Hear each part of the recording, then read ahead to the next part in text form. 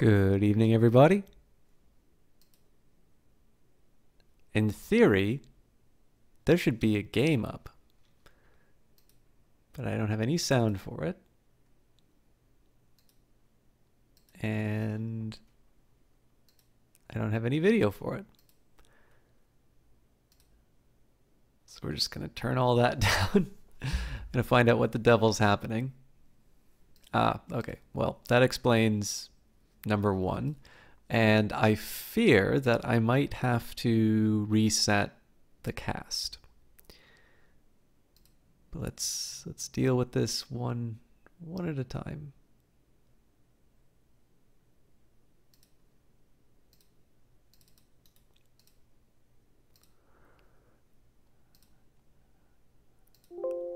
Hooray! All right.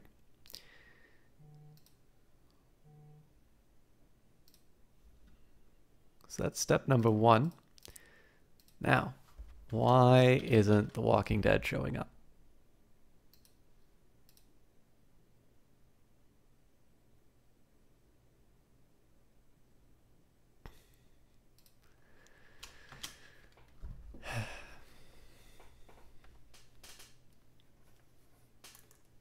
The universe is conspiring against me to get this thing done. Okay, well, you know I'm not lying. I have a game open.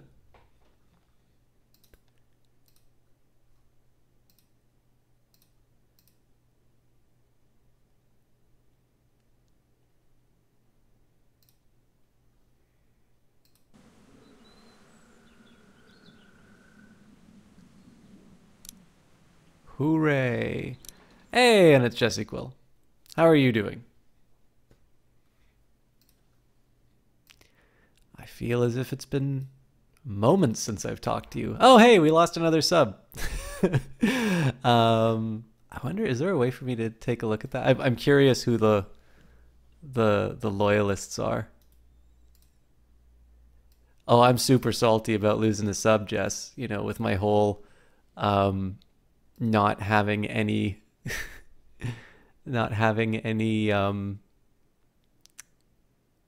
perks or reasons to sub.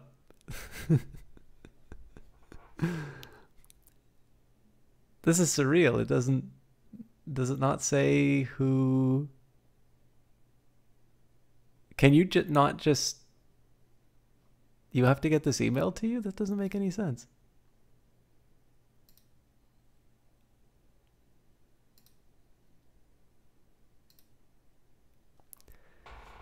I wanted to thank each and every one of you. You can definitely download your sub lists from Twitch or in Streamlabs and cross-reference the list.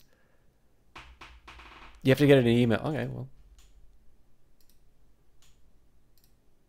We will send that along. Actually, I kind of want to, one of the things I want to do is just send out a thank you. I know you can send out an email, but I did want to say a quick thank you to the people who have stuck with it. Because, like, once, like, when it first comes in, I totally get, getting swept up in, like, the new affiliate thing. So it wasn't a surprise that some of it came in.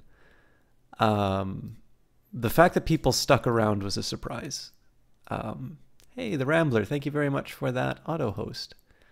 Okay, anyways, I wanted to get The Walking Dead working. I also just generally kind of wanted to ramp up. Oh, for God's sake, I forgot this game never lets me bring my broadcast on the right screen to see how many people are actually watching. I kind of wanted to just lead up a little bit because I know it's been a while since I have cast this, and I got started a little bit late, so we can in fact confirm that I have all 5 episodes installed. And 400 Days is still coming soon. I know you think you've played it, but you ain't played nothing yet.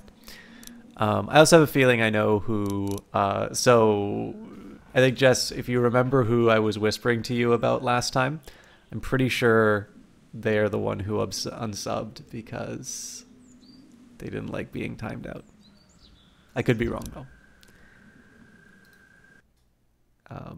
And I think either if you behave in a way that causes you to be timed out, or if you will not understand why that timeout was given, perhaps it is better that we part ways. I've definitely learned that you don't need to appeal to everyone to have a good time, and generally you will be much happier if you focus on what you're good at and you establish very clear rules. I was definitely very annoyed when I was told what my alternatives were to broadcast, because apparently that sub money entitles one to 24-hour content. Anyways, I don't need to relitigate the material, but yeah, there's I suppose, just so maybe this is a good way to introduce Jess, because Jess is a broadcaster, a better broadcaster than me, has more follows, which is of course the gold standard of measuring Hello Foxy, thank you very much for for stopping by.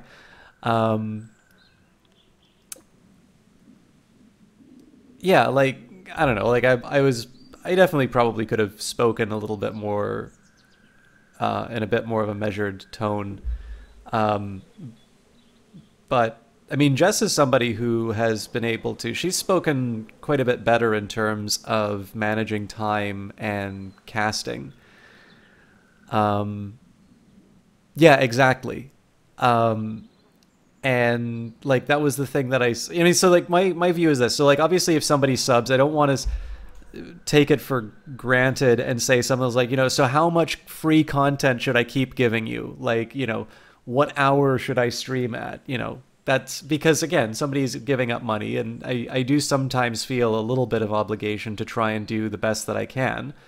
And in retrospect, I think the week that I took off, it would have been better. I did announce it, but it would have been better if I gave like a couple weeks announcement ahead of time. I got a lot done, and I was really happy for it, by the way. So like, that felt great to do. But yeah, I don't know, like a guaranteed way to annoy a caster, especially somebody who doesn't do it full time, is to like, is to tell them, you don't stream enough, or you should have done this, or you could have done that, when they're explaining why they haven't been around. And it's like, I don't even care if it was a joke, because one, it didn't come off as a joke, and frankly, if you're going to do that joke, you need to be pretty damn sure of your comedy chops. But I mean, number two, that person was definitely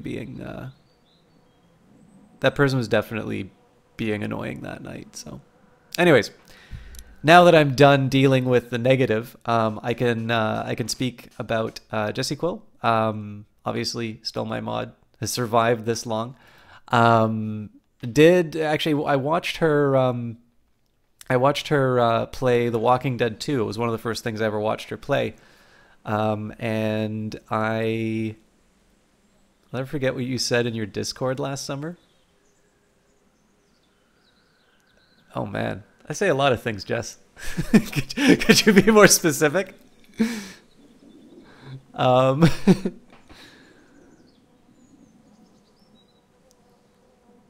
Yes. Which is really funny, because I was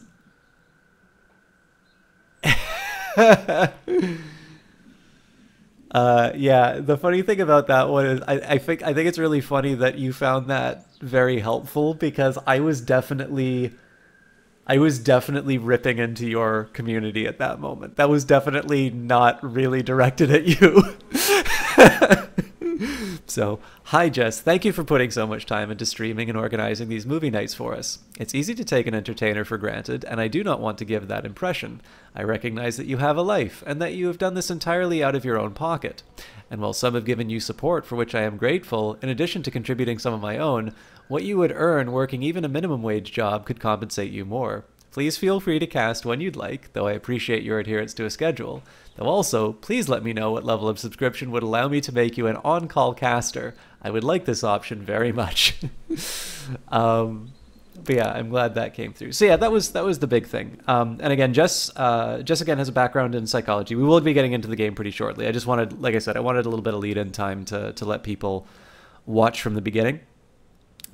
She talks about life. She talks about the games that she's playing. She definitely does quite a bit of sort of more story-based games. And although, I mean, she also, one thing that Johnny's said, and I think Jess has said as well, their favorite casts of mine are the ones where I'm playing something that I'm obviously really into. So I, for that, I think even if she's not necessarily playing a story-based game, if she's playing something that she, she clearly loves or has this connection with, you can really see that come across in her cast. She's also a good friend. One thing that I will share that maybe has less to do with whether or not I think you should be, and of course this would be the point that she should do the exclamation SO command for herself. One thing I will share, which has nothing to do with the quality of her casts, but gives you an idea of a person that she is. We were talking a bit about George Lucas, because of course my least popular tweet might have motivated that conversation. She's one of the few people who I have shared one of George Lucas's early inspirations for filmmaking, Arthur Lipsett. And we watched a movie called, I think it was 2187, and Very Nice, Very Nice. And I think they scared the hell out of her. Hopefully that was not too traumatic. But it was a chance to show her something sort of from my film snobby kind of background, and to share something about a director that I know she likes, that maybe she didn't know about before. Anyways, we are on episode 5. I am very grateful that this... I'm grateful that this game sort of does a recap, because it has been a while since I've done it. I wanted to make sure that, some of the regulars could get a chance to see the big finale. But of course, if I keep it too late, then people aren't going to be able to hang around for the very end. So I think about 10 minutes is enough time to get people in, and we will conclude The Chalking Dead.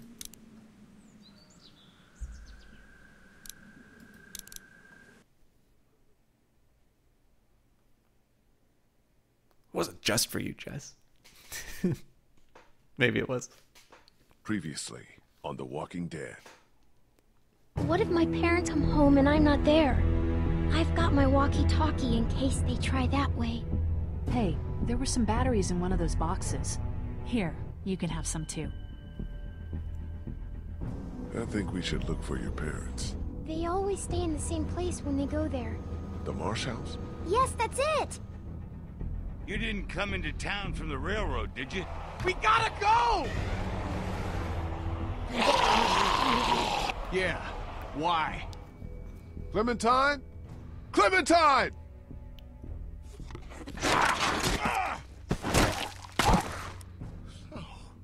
Oh. Clementine's gone. Wherever she is, I have to find her. This is something I have to do alone. Good luck, Lee. I mean that. Clementine. Hello, Lee.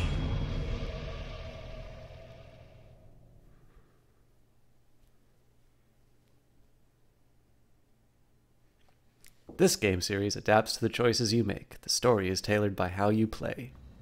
I play poorly.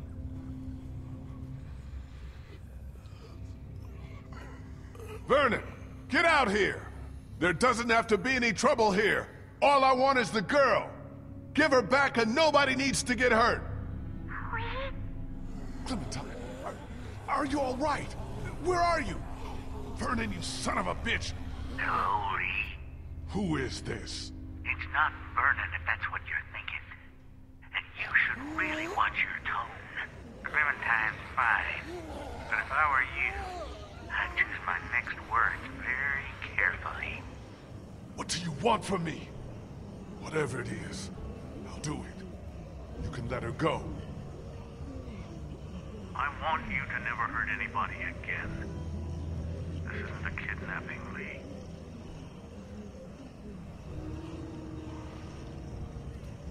Then what is it? A rescue. That voice has totally changed between episodes.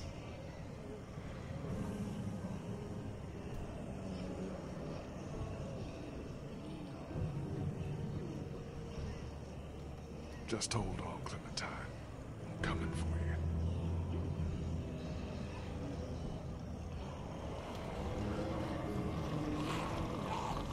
Damn.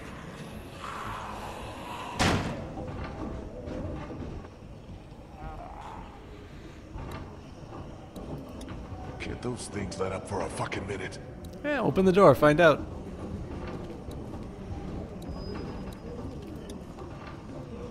Looks like Vernon and his people cleared their shit out of here in a hurry. Nothing through here. That's fine, the door will hold up until I find the solution. Just some surgical supplies. You know what? I think it's time to get doped up, Lee. It's gonna be your last chance.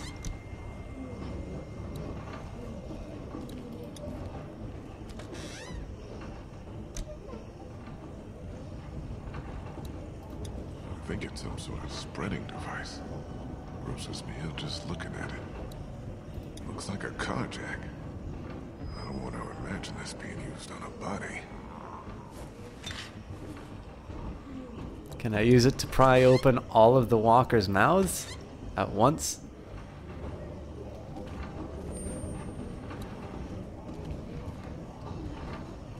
Run for your life, my friend.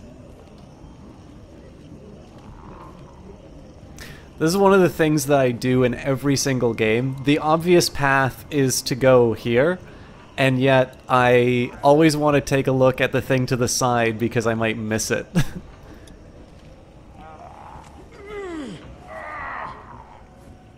It's almost like that item that I Between the doors. picked up is supposed to help. I'm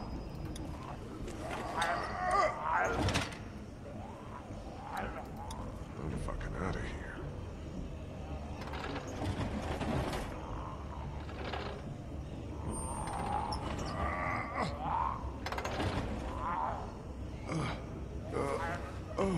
Like a like a constrictor. Or I guess, yeah, boa constrictor. Although I'm pretty sure all snakes open their mouths to eat you. Just a guess.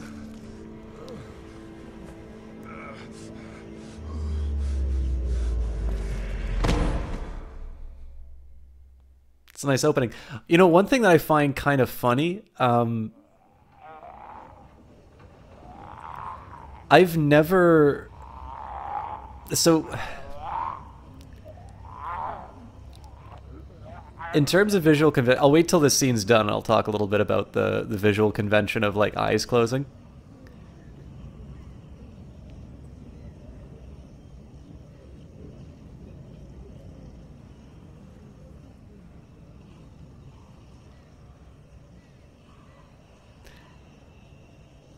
Fuck. It's getting worse.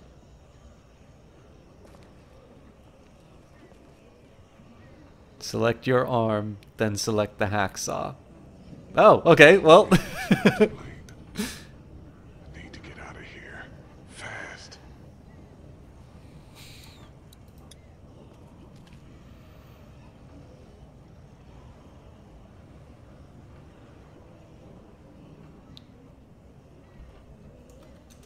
Hell no.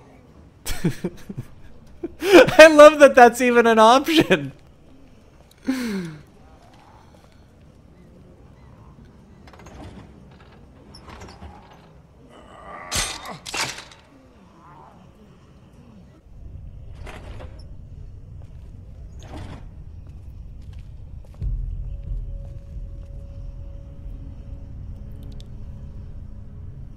All right, up we go.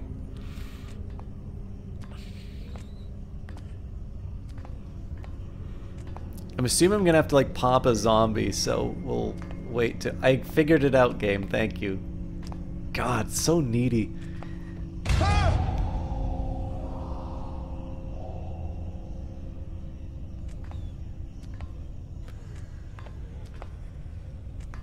You know, I bet if I paused here, I'd be able to... Okay, so...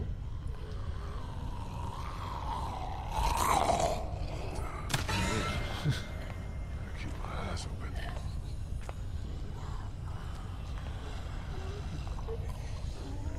It's right around the time I think I start talking about things, they start throwing zombies over the edge.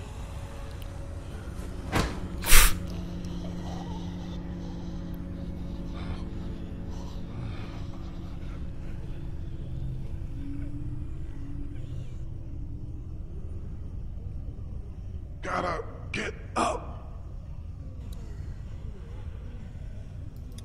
Jesus.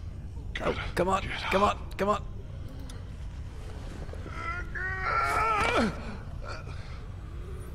Yeah, well, I mean, one of the things that made that decision tricky for me, or not like a no-brainer for me, was the fact that it seems like these blackouts are very temporary. But like, I have no idea how long he was out for. Like, if the idea is to stop the infection from spreading, I'm pretty sure that time has passed. So, anyway.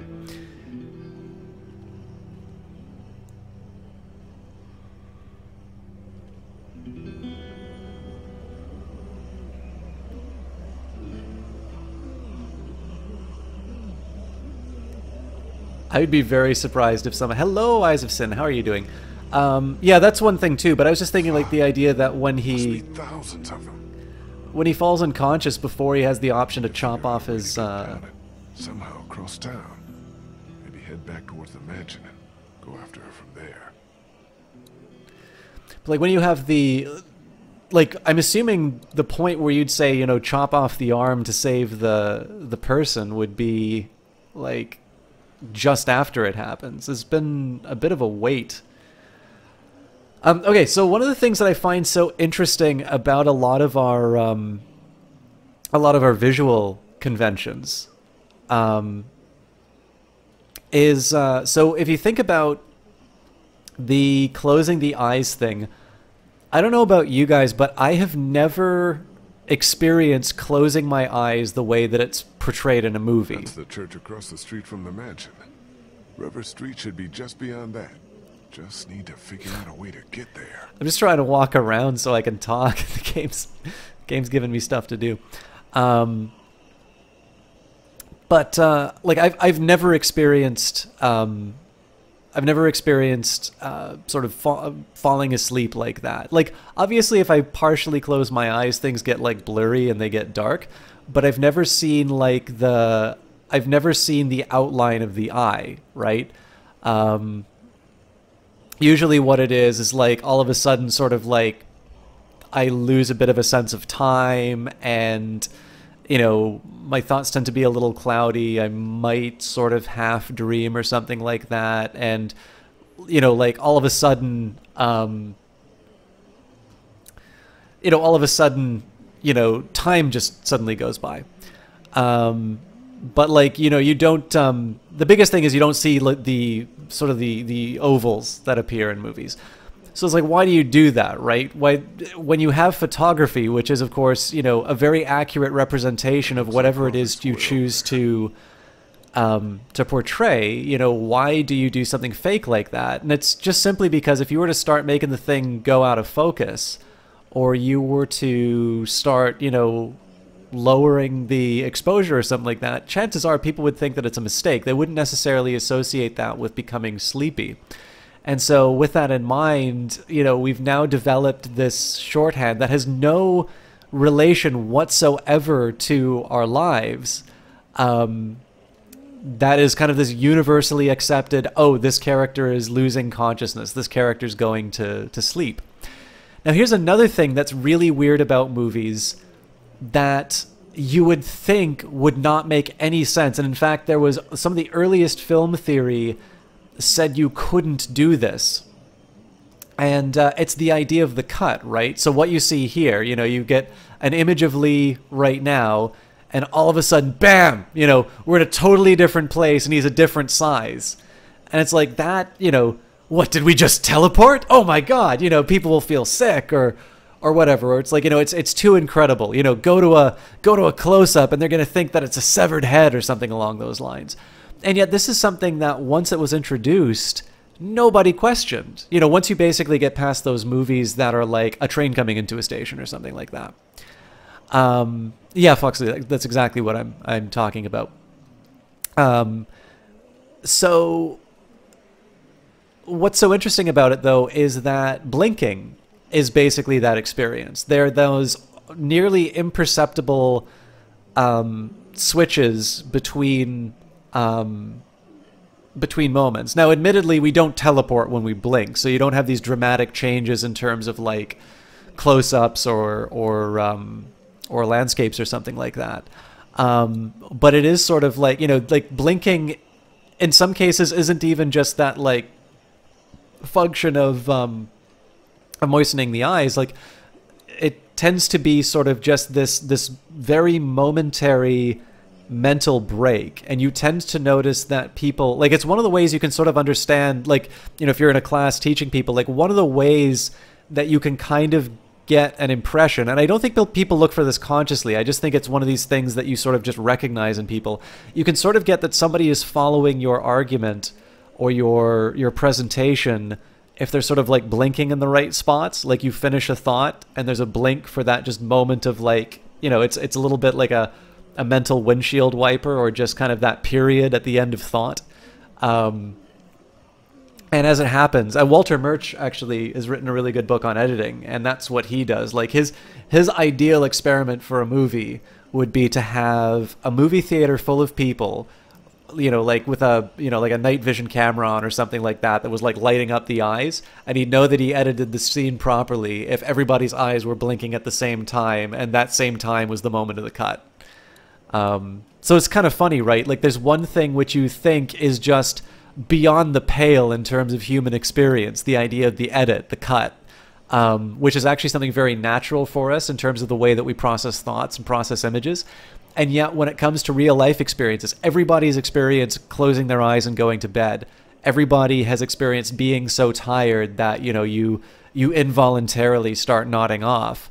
And yet we rely on total artifice to portray that. So. Some poor bastard took a spill. It's an extension ladder. Put it in your pocket, Lee. He or she walked away from whatever accident happened. And that doesn't really mean much.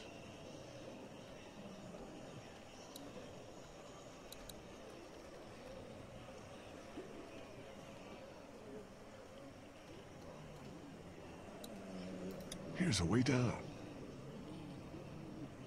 Damn. Yeah, the zombies are still there, Lee. That looks like Crawford Square over there.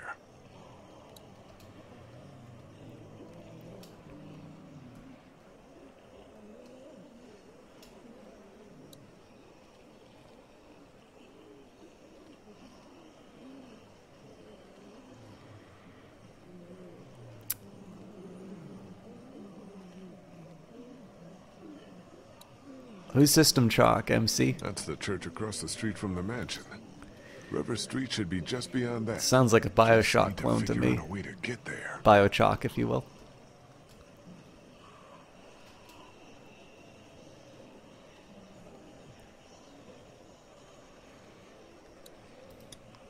So I'm assuming it's like ladder and bell tower, but... With the bell tower on this side of the hospital, and the mansion over there... that might be our way off this rooftop. I can make it to that bell tower. I can draw the walkers down to that side of the hospital. There'll be thousands of them. That'll thin out the streets between here, the mansion, and River Street. Even if it's just for a few minutes. So here's something that I find a little funny about Lee. He talks to himself. Like, they animated his lips moving. And yet, it seems to me like I don't really know how facial animation works in games. I don't know if they've gotten it to a point now where like there's some tool that like matches the lip movement to the recorded dialogue. But it seems to me it would be easier for it to be like an inner monologue that's recorded and you just listen to. Okay, Lee. Now is not the time to fall on your fucking face again. You want to see my fucking face? You gotta go on my Snapchat for that. It should be able to get me across the gap. What if you passed out in a zombie apocalypse and woke up with all the zombies gone? You wake up into a zombie apocalypse and one day you wake up to the zombies being gone too? That would be fantastic. That's a great idea for a movie.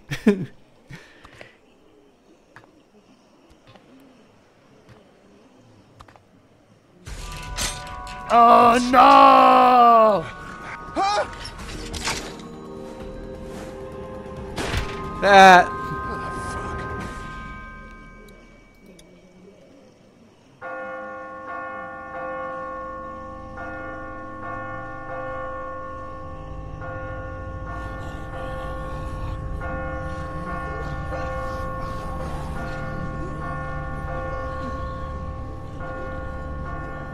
It's ringing like Big Ben. Not the character. The character's Little Ben. We saved him last episode. Or not a last episode, but...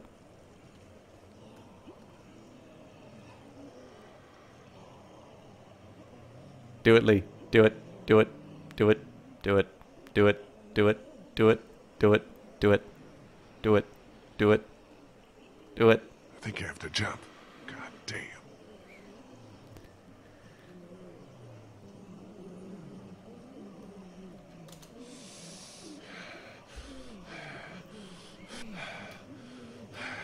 Running start, Lee!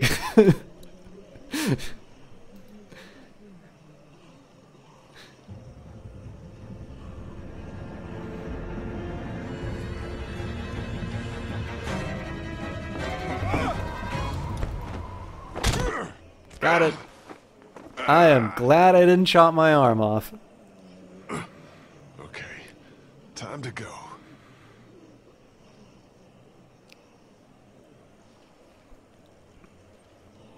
I didn't see the original Battlestar Galactica, Jessica. What does it sound like?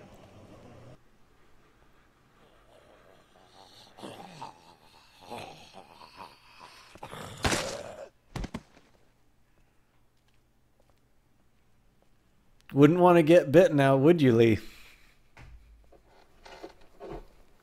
You motherfuckers! Fuck! Damn! Open, damn it!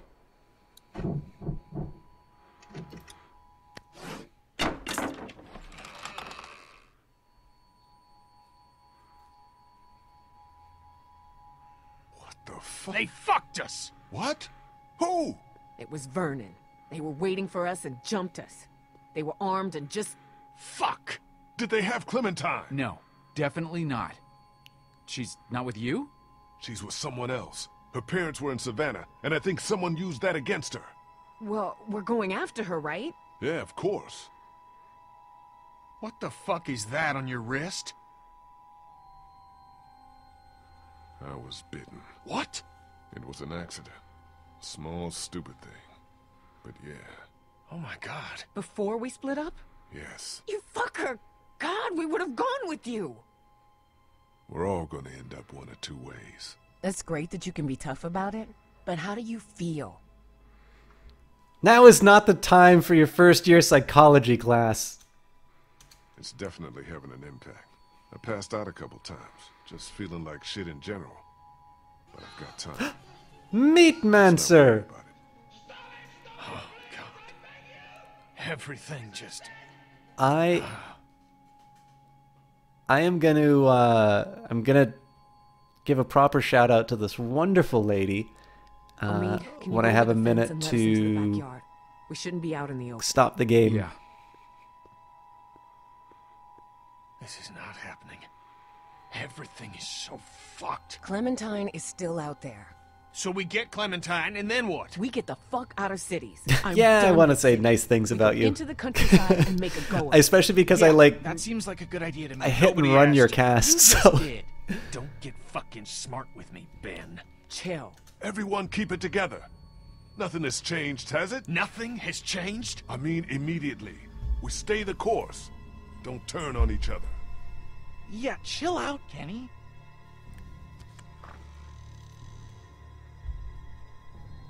We can do this in the yard. Ben, I swear to God. What do we do without a boat? Get to the countryside. You dicked around with cities and coastlines and boats too long. Take her out there. Live as safe as you can, okay? Look, I agree with you. I think out in the country is the safest place to be. But you're not dead yet, so put a pin in that, okay? Where the hell do you get off? I'm just saying we should all chill. Not just you. Chill? Bandits? Hey, chill. Here's some pills. Vernon, chill. Here's our fucking boat. This isn't my fault. I can't point to one thing that's happened that isn't somehow your fault. Lee should have left you in Crawford. It's Fuck actually- you, Kenny. It's my first time playing this Metamancer. Kenny, stop! No, let him. I am so sorry about Katjaa and Duck. I am. And I know I fucked up. But stop pushing me around and stop wishing I was dead. No! You know how they died. You said goodbye. I never got to see my family, my parents, my little sister. Do you get that? I like it quite a bit. Family is gone, but at least you had them to lose. I never made it home. They could be alive or dead or walkers or worse, and I don't know. So give me a fucking break. Oh, Ben, Oh shit! Here they come! in the house. Not Ben fucked up again. He attracted the walkers. No sympathy, Jessica Quill. We shouldn't be able to get into the backyard, right? Maybe not. We can secure this place. Krista, Oh, good. Okay. Hopefully that didn't overwrite the dialogue option. All right. Yeah, I actually I got a little bit of hell for saving Ben. I want to take a minute and shout out Metamancer, who I know didn't want me to do that and probably would prefer me to play the game, but I specifically wanted to talk about an announcement that she made, which was basically to tell her cast that she was doing a really big change. And it's one that I've sort of seen done temporarily on some casts that I really enjoy. I think it's a really good one. And she's basically, as you can notice, that she's gotten that very coveted partner status. And she has been a great supporter of this cast. She has been a lot of fun to watch when I can catch her. And I mean, I think one of the things that's really special about Metamancer is that she has always found some time for this cast when I have not seen her for months. She's one of these really fantastic casters who just, you know, always makes you feel welcome when you're in there. Doesn't matter how long it's been. She always finds the time to share the love, and it's great about her. But she's been basically thinking about how the cast has been working for her, what has been working, what hasn't been working.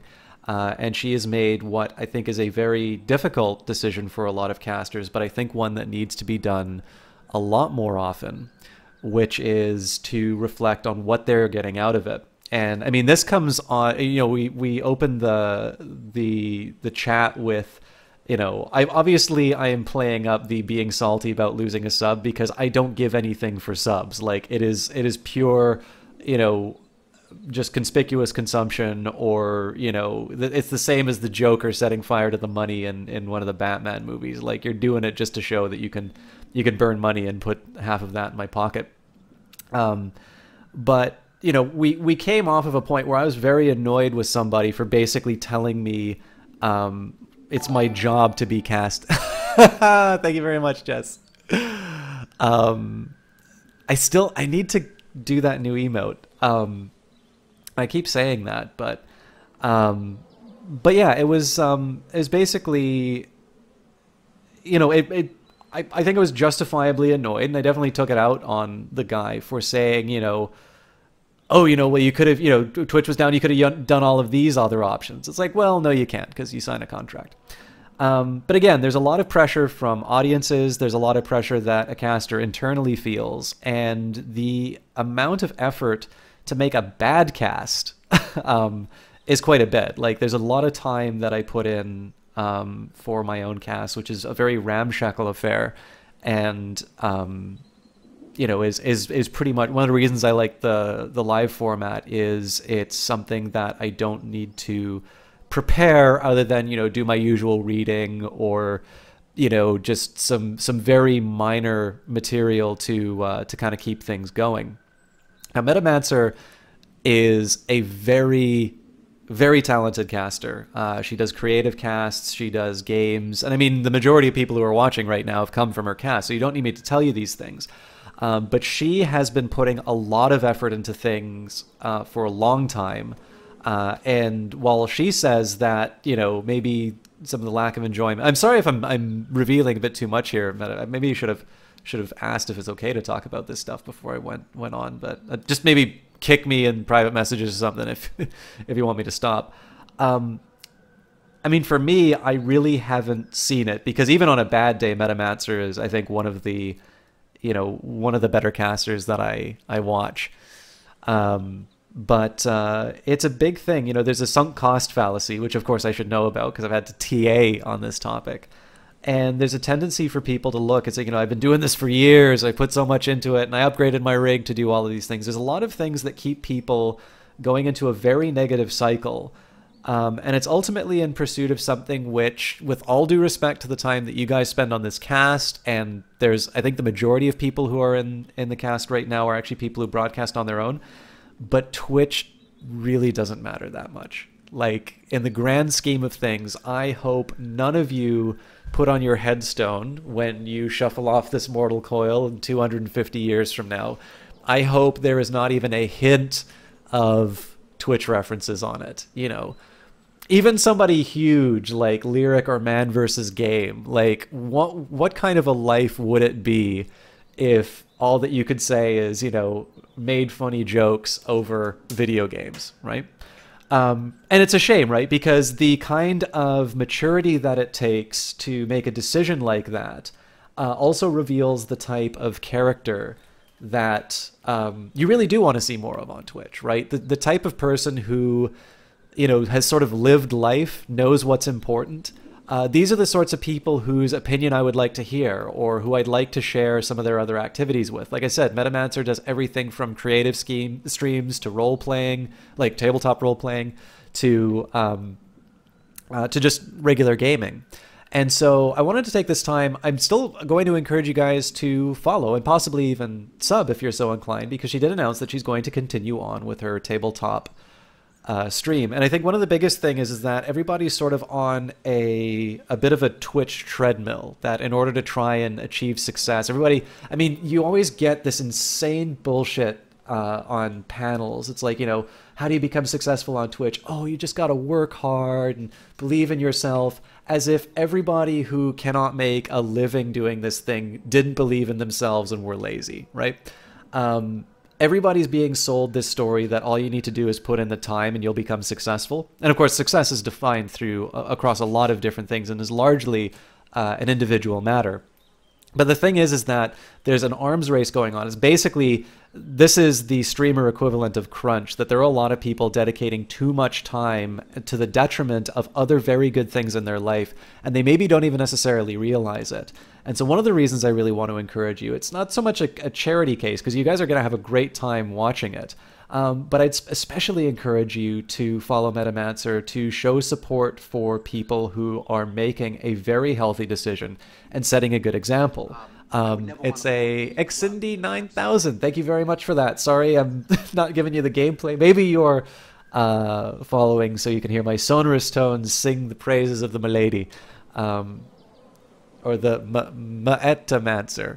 But no, it's like it's one of these things here where it's a very rare pitch to make for somebody to say, it's like, they do a good cast and they make it scarce and you better appreciate what you get. because they've got other things going on in their life, and that's why there's good things that are going on in their cast.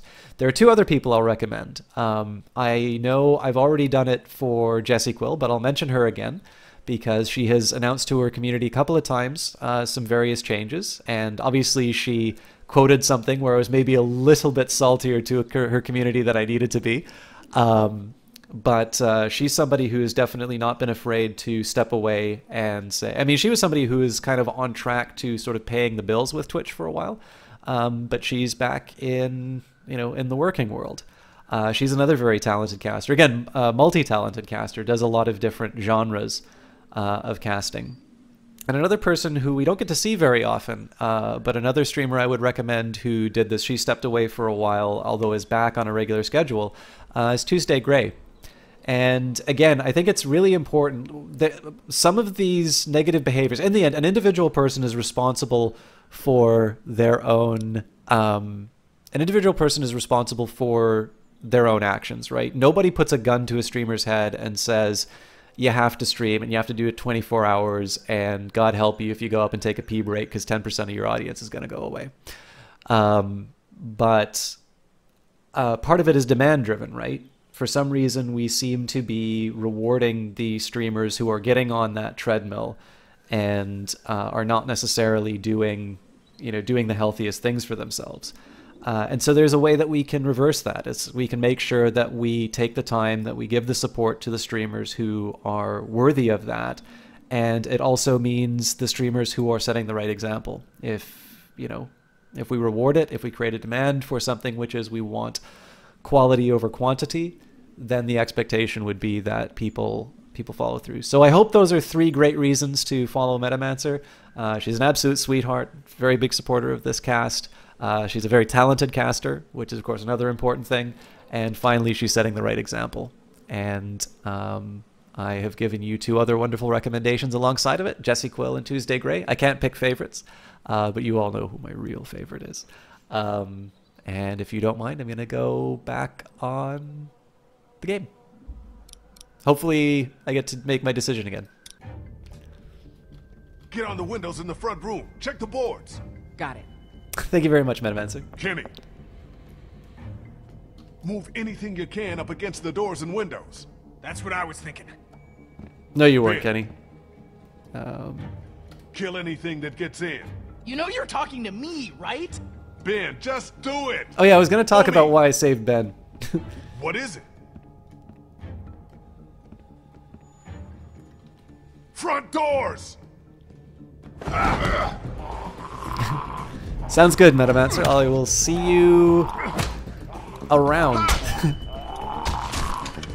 I'm sorry I couldn't stay longer, but again, I wanted to get some of that out before you're gone. Hurry!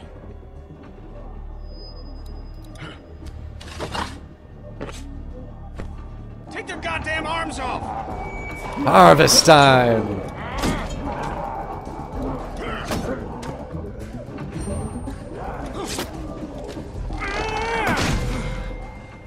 Now what? Get ready to fight. This place seems sturdy to me. I think we're fine.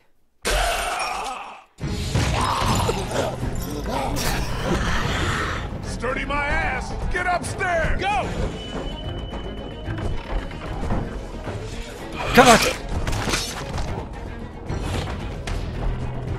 I don't think that's supposed to be one of the cancer survivors, but that sure looks like they used her model.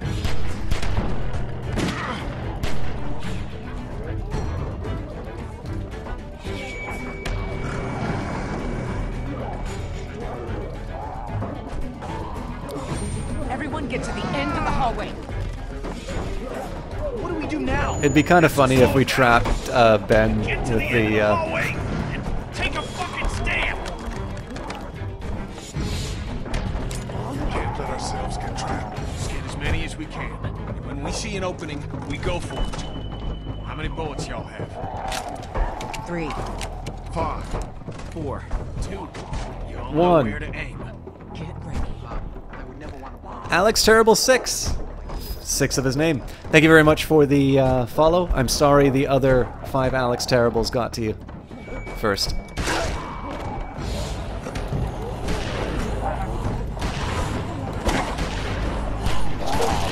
Hurry, hurry, step right up.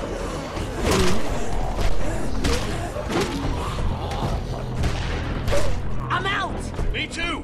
Fuck! Where do we go? There's no goddamn opening! Up! Go!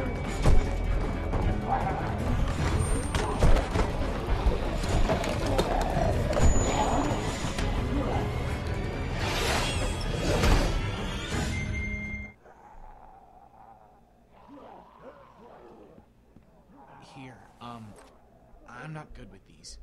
You dropped it down there.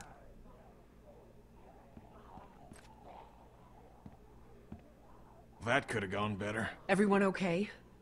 Lee's still bitten. Shut up. Okay, let's get out of here and keep moving. Kid's right. We gotta keep moving. Think there's any chance we get Clem and catch up to those goddamn thieves? I don't know. Maybe. Where we're not going out through this window. No latches, no roof access, and 30 feet straight down. Anyone have any ideas? I bet this guy would. He's got a resourceful air about him. Knock it off. Dixon Kent III. Industrial... Mead? Krista. Just trying to lighten the fucking tone. We need solutions, not stupid jokes. Ah, I'm sorry. So, no ideas then. There's gotta be another way. Check the floor for any other access. A vent. Anything. Or we wait for the house to clear out and stick to the high ground. Whoa, Lee, you okay? Yeah, I'm gonna have to just...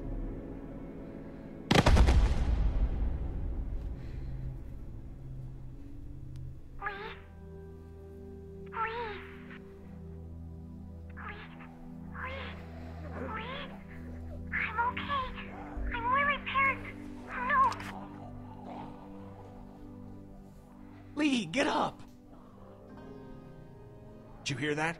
Yeah, I did. What did that mean? She's at the hotel, where her parents were staying. He hasn't moved her. Yet. Yeah. Yet. We need to start thinking about more than just Clementine when it comes to our urgency. What do you mean? How do we get out of here? That's the whole point. We don't know. Okay, now your life depends on it. How do you get out of here? I don't know. I don't get it. I do. Like I said, everyone needs to keep looking for a way out, damn it. We're trapped in here. How long you think we have? What? I don't know. I thought about cutting it off, but I didn't. You could have cut it off. I think we need to have an adult conversation about what happens if Lee takes another spill. Are we talking about X-rated adult? We could be looking at a Larry situation here. Who's Larry? It don't matter. He looks fine to me. I think it'd be best if we just worried about getting to Clem right now. We're not gonna do her any good if you've attacked us. That isn't gonna happen. How do you know that? Guys, I don't know what happened before Omid and I showed up, but we can cross this bridge when we get to it. Lee, I'm not advocating anything here, but how is this not a thing? We're all so worked up about Clementine that we're forgetting what the fuck happened to you. My arm is not the issue. I'm not the problem. The 500 walkers in the house and no door in this room are the goddamn problem.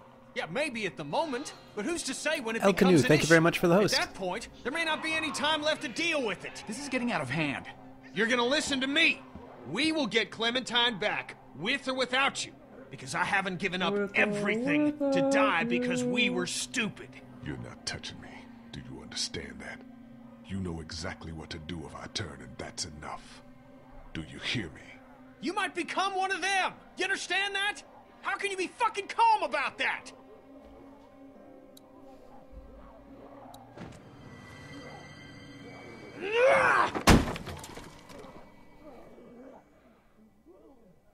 I wasn't gonna grab that bus first. Shut up, sweetie. Look. It's corroded to hell. What's on the other side of this wall? A 30-foot drop? No, this mansion butts up against the one next door. No problem, El Canu. Thank you very much for your host. We're not lifers on Alcatraz here. We can't spend the next 3 months digging through a wall. If the rest is as dilapidated as this, we might not have to. Let's It's see. like the Shawshank Redemption. Only more tunneling through shit and no fucking redemption.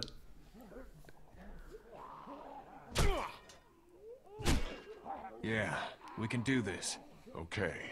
We'll work in shifts. Omid, Krista, and I. Lee, you rest. We have to work fast.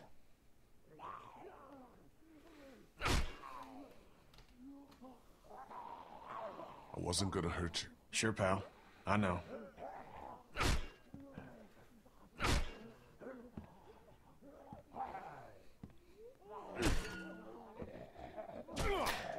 All right, friends. While we are banging through the wall, Can't believe El you Canu- did Ah!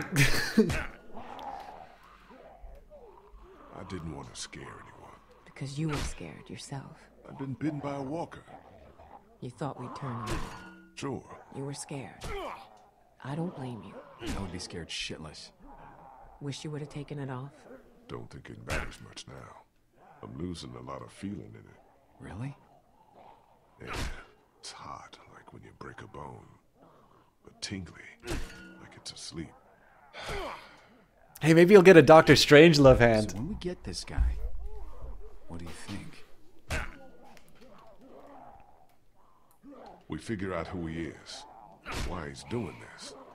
We can rescue Clem, but she won't be safe if this guy's not gonna stop. So, did your crew get into any shit before you met up with us? Is it possible to have survived and not gotten into some shit? And, you know, whatever happens to you, Seriously, can Hello, we Unknown not Brigade. talk like that? I'm bitten, Krista.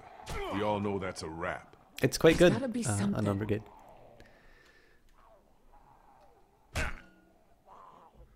Find her a family, okay? Somewhere she'll be safe. Don't do this. I want you to hear me. I hear you, but I'm not having this conversation. Krista, we could look after her. As long as she has a family. You hear me? Yeah, of course. What about him? We gotta support him. He's only a kid still. It's easy to forget that. He loses shit like that often? Nah, that was a first. It's good that he did. Kenny couldn't pull that shit on me.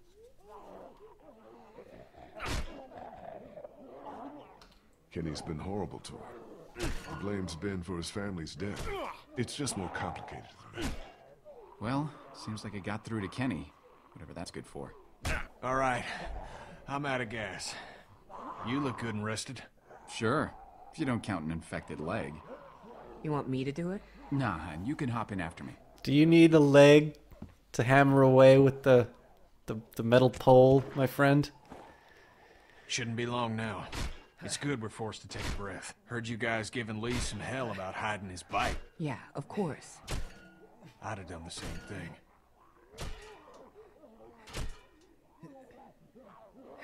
How are you? I don't know how to answer that. I'm sorry. You've lost more than anyone. Well, as much as anyone. Lee's family's gone too. Oh, I didn't see the dialogue. I was busy trying to chat and. Maybe take it easy on him from here on out.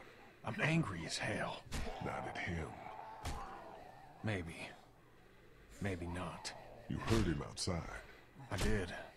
I never really thought about it that way.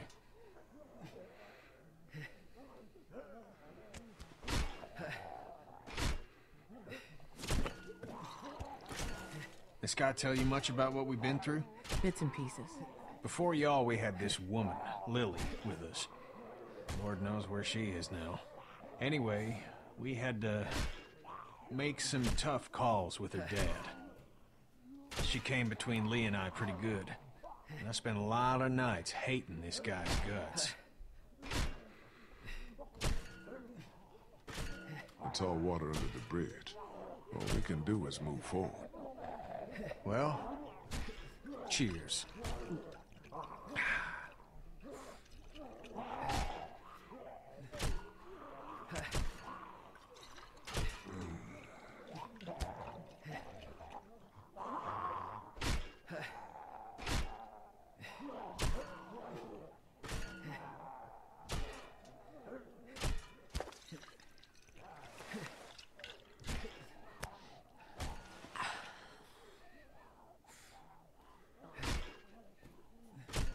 I'm through! No walkers. Things are looking up.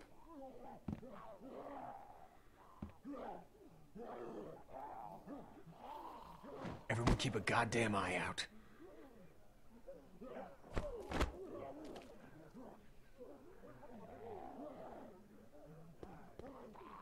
This place seems pretty sealed off. Well...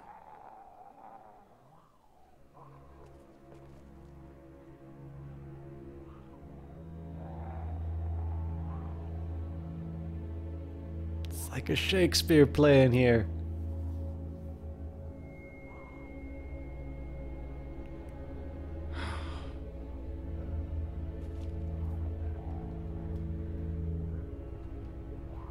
Let's keep moving. Gotta go. Yeah. We've seen so many people. I don't know why these ones break my heart. What's heartbreaking is not giving yourself a chance. It's what Katjaa did.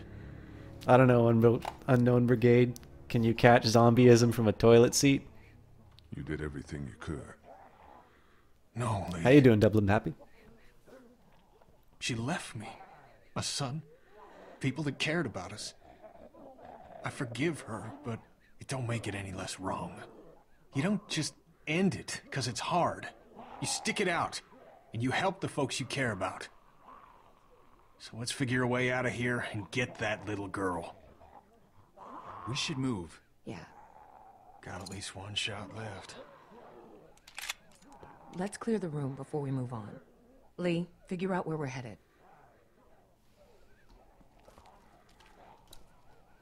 Lee, you okay? Yeah. Let's keep at it. Anyways, so the Ben... One thing I was going to say, I do actually really like that the game kind of keeps the action going at the end. It sort of ratchets the tension up. But I remember there were a lot more opportunities for me to do the talking while I played, whereas now this is like one of the first times in a while. It felt this peaceful. But one of the things I was going to say about Ben is a funny one because a lot of people seem to be willing to let him die, and yet I think the decision to save Ben is largely the same decision as trying to leave a better world for Clementine. And I think the funny thing is that apparently people are only willing to save a human life provided it is a cute, precocious young girl. Like if you're a teenager and you don't make the right decisions, you're apparently worth like leaving. I don't know. I think I probably talked about that when I made the decision, but I mean, I get it, but don't ask me how I'm doing. Let's just keep going. It's usually probably the same sort of survivalist instinct that I think a lot of people tend to do in the game. I just think it's inconsistent with the way that people tend to treat By the decor of this room, Clementine. I guess they were PBS watchers.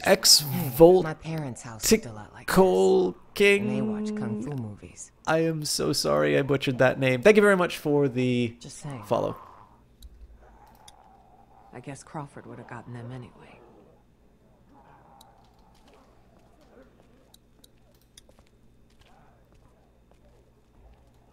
You still with us, Bit? Yeah, Lee. I just want to help.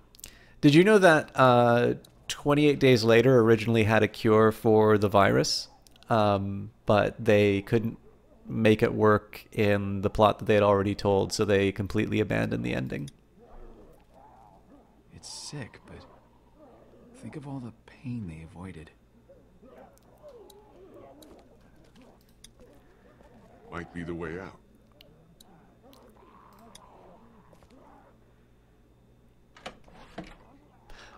I would never want to belong to any Lilum8 Alex, thank you very much for the follow.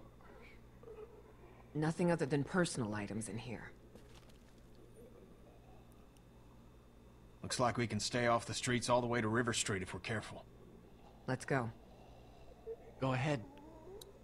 So, I'm not going to spend too much time pausing. I think it's probably better if I just like do a flat out burn for the game, and maybe we can talk about it afterwards. But I brought the 28 Days Later thing. So the original ending basically was the cure for the virus was that you had to basically drain all the blood and sort of transfuse it back in, or like not the same blood, but like new blood inside. So,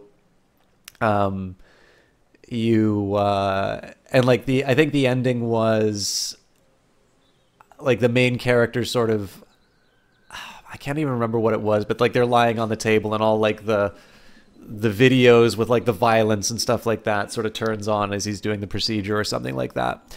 And the problem that they ran into was they had established in that scene where the father gets a drop of blood in the eye and he turns, which is a great scene. They've established that it is sufficient for one drop of the infected blood to turn you into one of the zombies, and really quickly. So the logic of this is like, what? Are you going to scrub out every last capillary to, you know, to get the transfusion done? Like, it doesn't make any sense. And so it was this really cool, dramatic, you know, it's got lots of the imagery that tends to make for good films and such. But it just, like, it didn't work within the logic of the world. So they abandoned it. I'm pretty sure on the DVD they had like the commentary that said it. But New Reader says, don't care if the zombie movie has a happy ending or not. World War Z forced the happy ending mispull. Yeah, I actually haven't heard. I haven't really heard either. I haven't seen either of them. But yeah, the decision for 28 Days Later actually wasn't whether or not it was a happy ending or an unhappy ending. It was purely I think Alex Garland wrote it.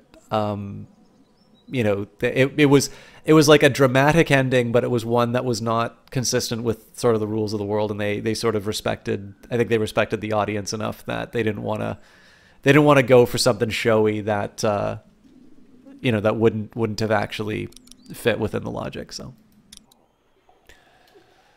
it's about an hour in, Avia.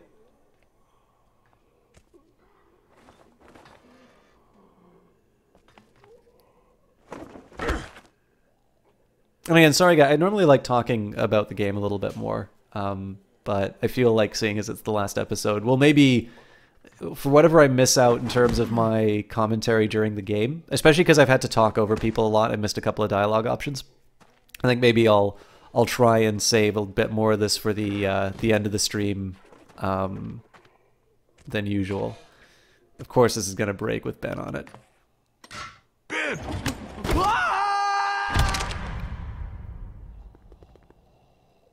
That was unexpected. Me and my fucking mouth. Holy fuck! What are we gonna do?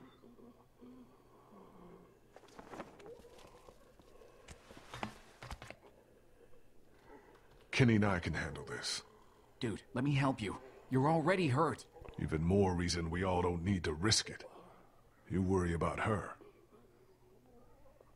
And if all this goes bad, you might be Clementine's last hope. We'll keep an eye out.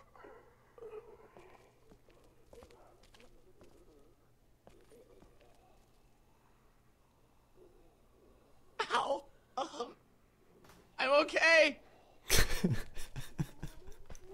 That's such a... I'm okay. Just get me out of here. Are you okay, Ben? I just slid. Ow! Shh! Quiet, Ben, or they'll be on top of us. Why did they even include that as a dialogue option? Just get me up. My legs hurt, I think. We're gonna get your ass up. Really? I thought you...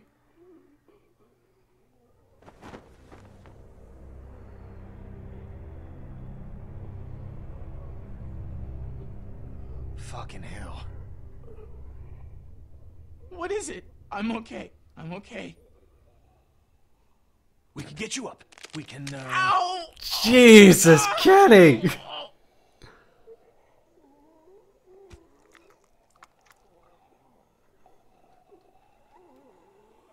Just yank him off that thing. What? Fast, like a band-aid. Do you think...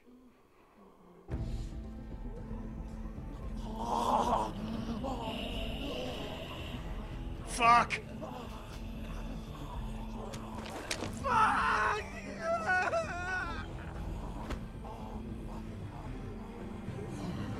Oh God, don't let them get to me! Select the pistol, then select Ben. Do you have any bullets left? This has only got one left in it. I'm out. Shit.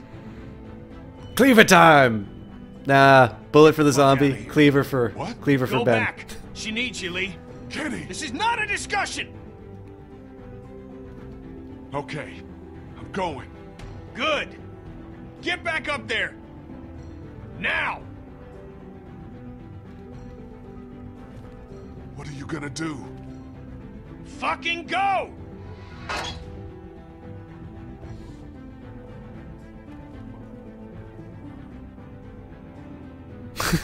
Ben will remember that. He'll have a permanent memory lodged in his skull. Bitches! Yeah!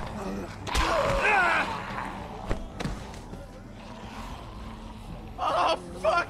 Kenny, please!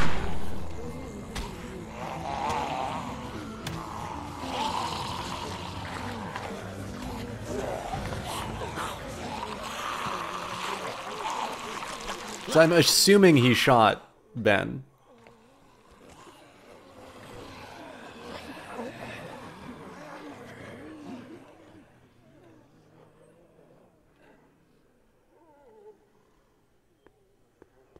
What happened?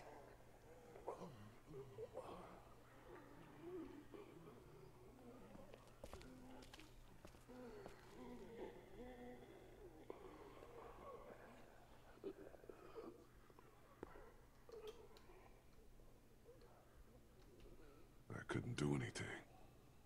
Ben was really messed up.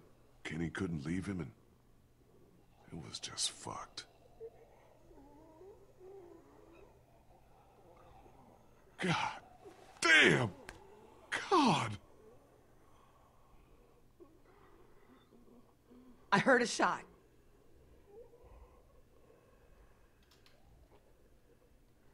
Kenny made sure that Ben didn't feel any more pain than he had to.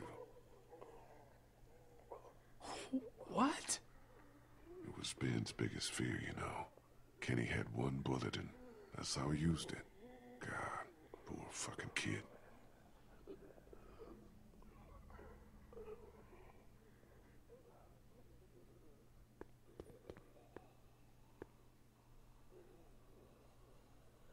You saw them die? Nobody was getting out of there.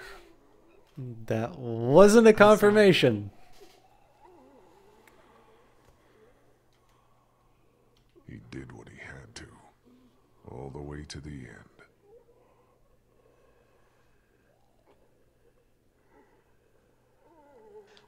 I would never want to belong to any club. We should go. Sophia, 40th of their name. Thank you very much for the follow. Right behind you. I would And never Rebel want to belong to Alliance. any club that would have someone like me for a member. Thank you very much for the follow.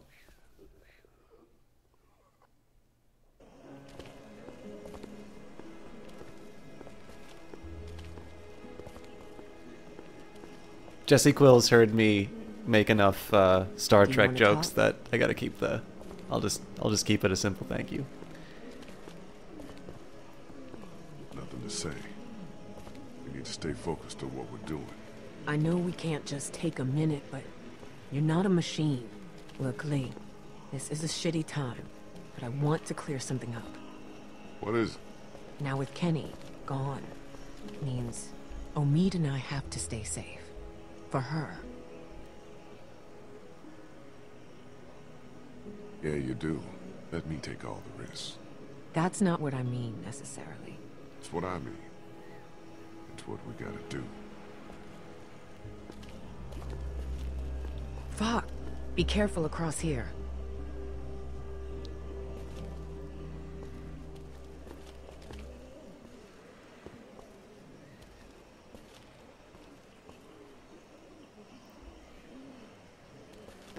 It's like the opening line in the movie. You're part of the Cylon, or Rebel Alliance and a Cylon. Take her away.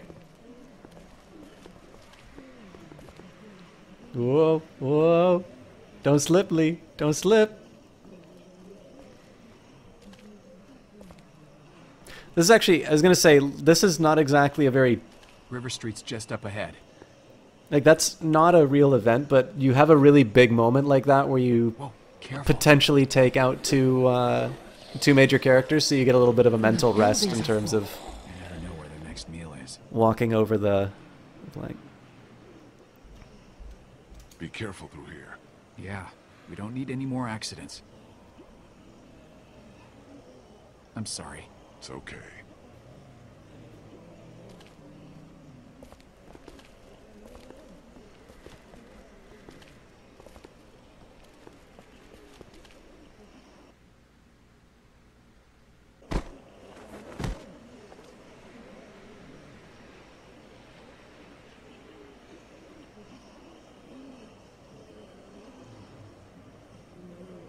Marshall's Hotel is around the corner of the block.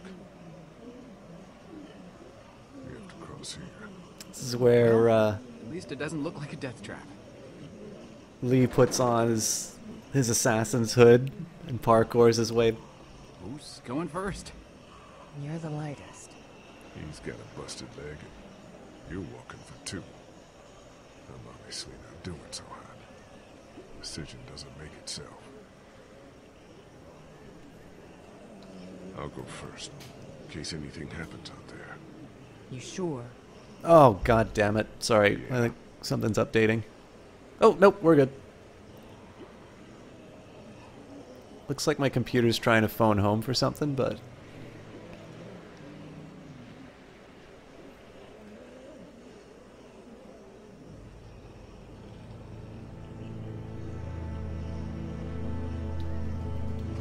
Just go nice and slow. Thanks for backseating, Omid.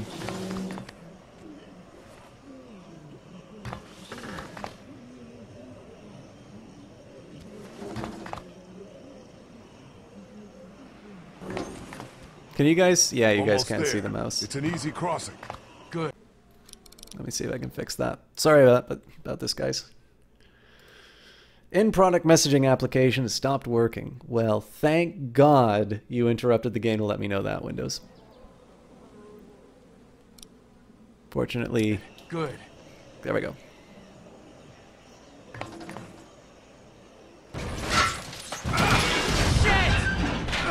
Oh, fuck! Shit. Are you okay? Fine. I'm kind of fucked here. What are you gonna do? I'll figure something out. There's not a ton of options. Fuck it. I'm going for it. Going for it? What does that mean? It means I'm already bitten. I just have to push my way through. What the fuck?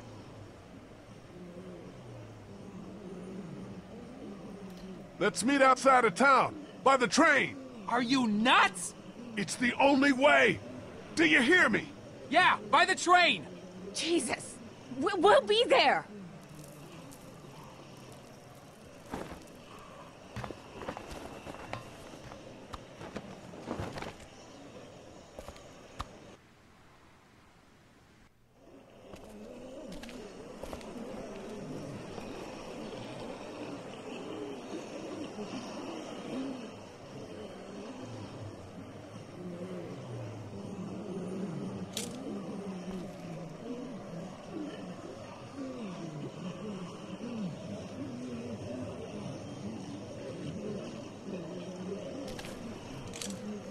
Your therapist looked like a cartoon character?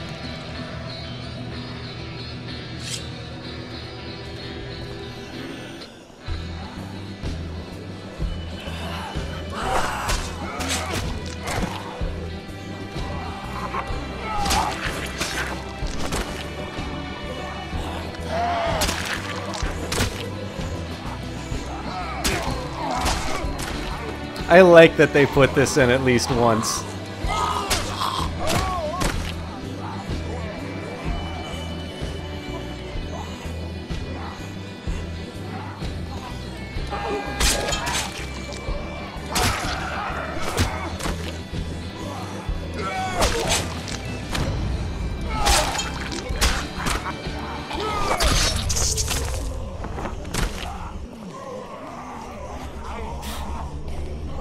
I know, Isaacson, I'm just being an ass. Another neat idea is if Lee is so close to turning that they would never notice him, but I don't know, I like the idea of just going for broke and having a big one-man army moment at the end.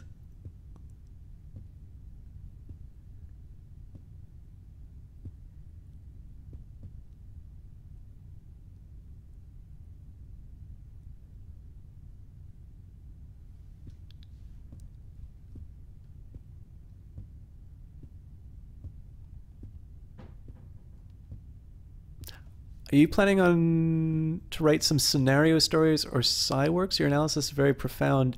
What do you mean by scenario story? Like are you talking about this game or just in general?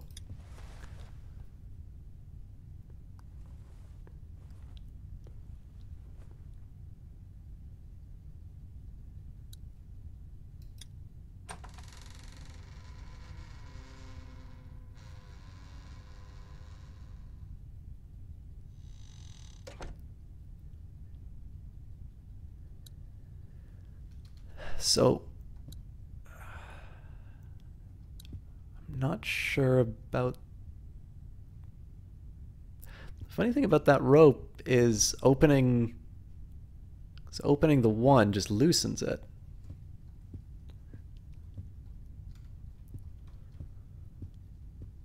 Although, thank you for saying that, Avi. I really appreciate it. Especially for this one, because like, I haven't been talking that much, so I feel kind of bad about it. I would never want to Sebastian Vasquez Riviera. Thank you very much for the follow. Who the hell are you? I got us adjoining rooms.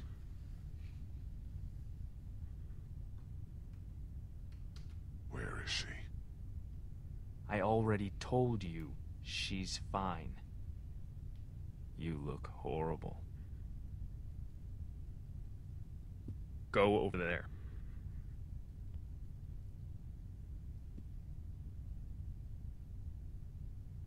Put your things down. Let me out! Who's out there? Oh, thank you, Avia.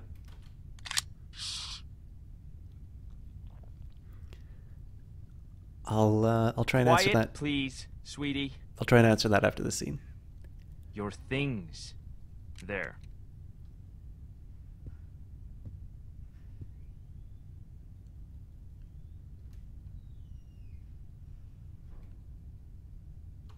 Just be cool. Do I not seem cool?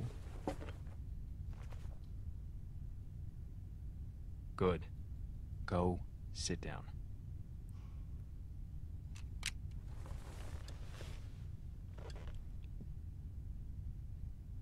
Do you know who I am? No. I don't know anything about you. You wouldn't. People like you don't. Now you're thinking, who would have it out for me, huh? A few weeks back, there might have been a station wagon in the forest, God! full of all sorts of food, water, things you need to survive. And we said we didn't want to take that stuff. I'm not some cannibal, Lee. Some killer out in the woods. Some villain. I'm just a dad. You're perfect on that, Avia. I'll answer it after the scene because this is going to be a big moment. Your people didn't? I didn't agree with it. That's what Clementine said. Why didn't you?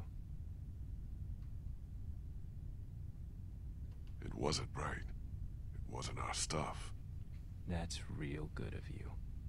Look, what do you want me to say? I don't want you to say anything. I want you to know what happened. Have you ever hurt somebody you care about? Not on purpose. If it were on purpose, you'd be a sociopath. I hurt her so bad. My son Adam went missing. I took him out hunting even though my wife said He was too young. I figured he had to learn. I came back without him, and the look on her face said, "You are a monster." We all went out looking for him. We never found him. I hurt her so bad.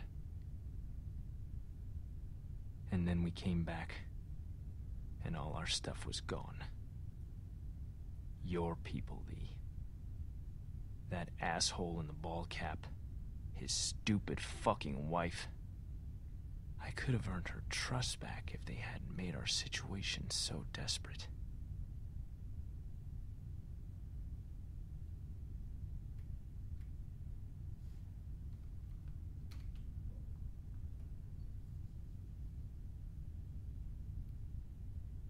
The hungrier we got, the more she blamed me.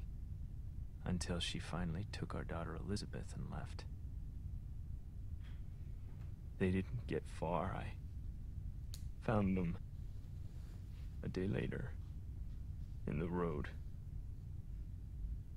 Do I look like a monster to you?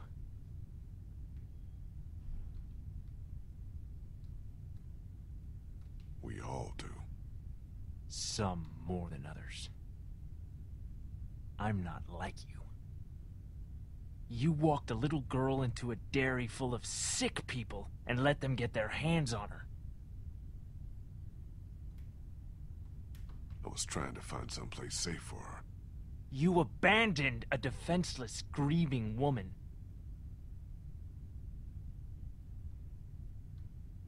You weren't there. You brought her to the most dangerous place in this city where she could have died. I couldn't leave her at the house alone. She would have been better off!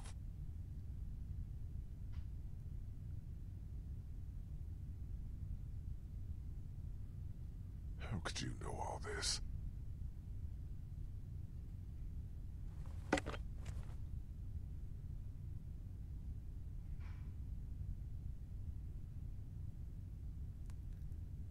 You're a monster. You're a murderer and a thief. And I'm gonna hurt you so bad.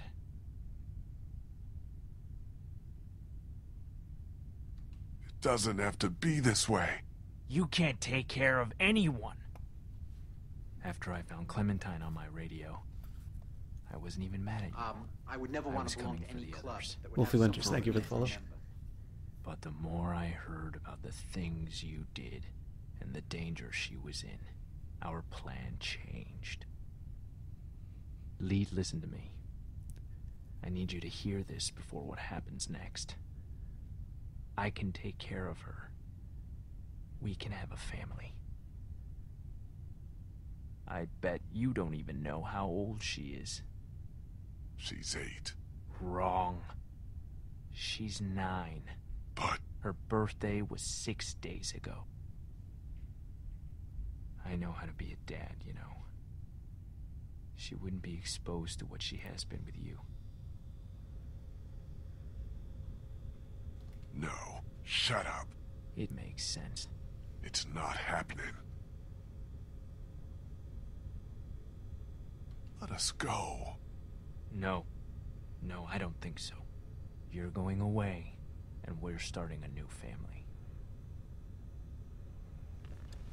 Hey, honey. I think this is all gonna work out. What are you... I'm glad too.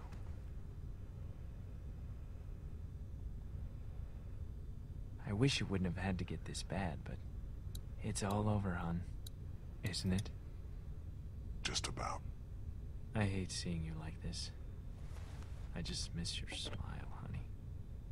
I miss you so much, Tess. You're gonna like Clementine a lot, though. She's not Lizzie, but she's sweet. She wouldn't hurt a fly.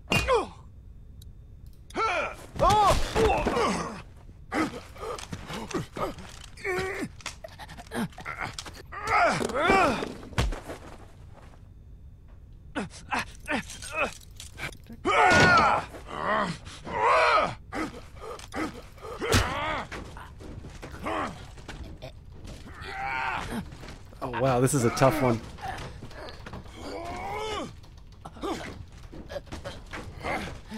Oh God, this is if you're actually choking this guy out and have to put that effort in, that's such a good decision on their part.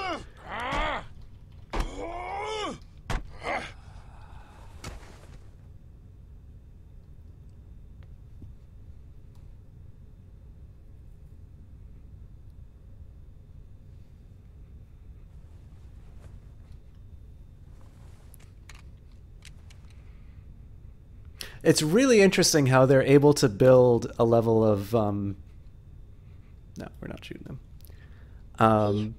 He could come back. It's okay, Sweet Pea. We're leaving. Good. I'm sorry. I'm sorry. It's okay. It's okay. It's really interesting how they're able to put the appropriate level of drama in different scenes. Horrible. That's what he said. Let's just get somewhere safe. You don't smell good. Yeah, I know. Did he hurt you? No. Not really. I'm sorry, Lee. Clem, it's okay. We need to get you somewhere safe. And then we have to talk, okay? Yeah. Everything's okay now. We need to figure out how to get out of Savannah as fast as we can.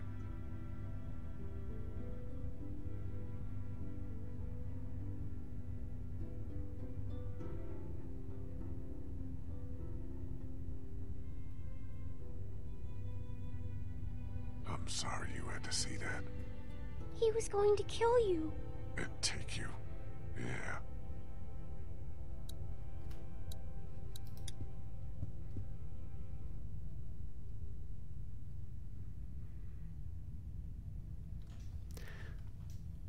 So I really like that scene with basically as close as I think you can get to a conscience for the player. I really feel like we should take these radios.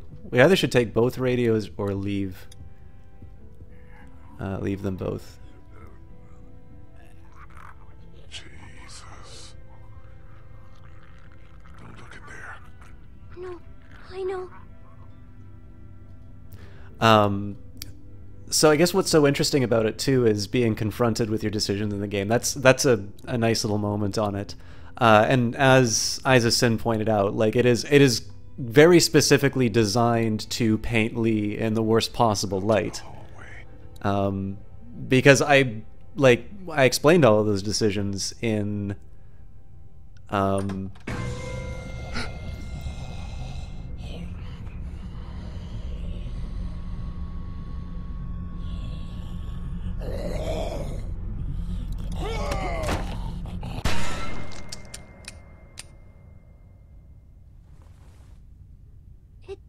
It didn't bite you. Yeah. I know it. Okay, so they already Covered in all that gross stuff. I had to get through a bunch of them to get here. That's how we'll get out of Savannah.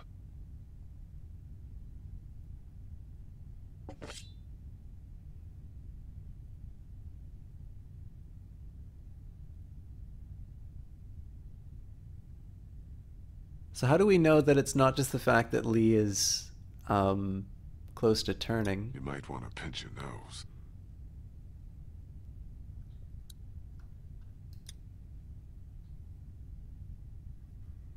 They smell horrible, which means you have to too. Yuck. Okay. Come on, get her to turn around, man. Oh no. Okay.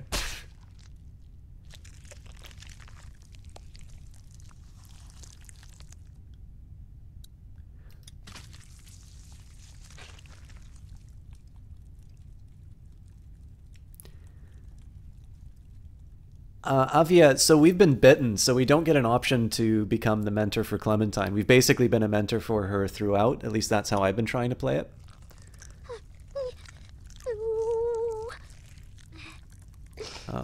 But basically we're trying to get her to safety and explain explain We'll what's get you cleaned up as soon as we can. gonna happen. Soon enough.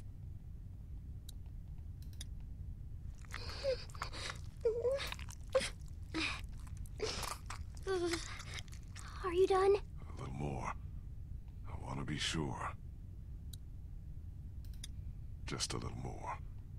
So gross.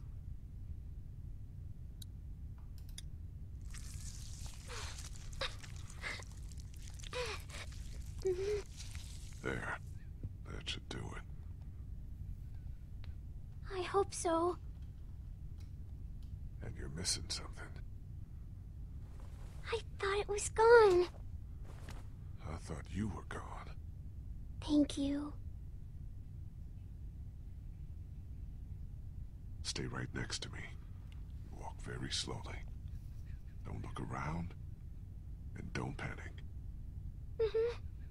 I'll keep you safe.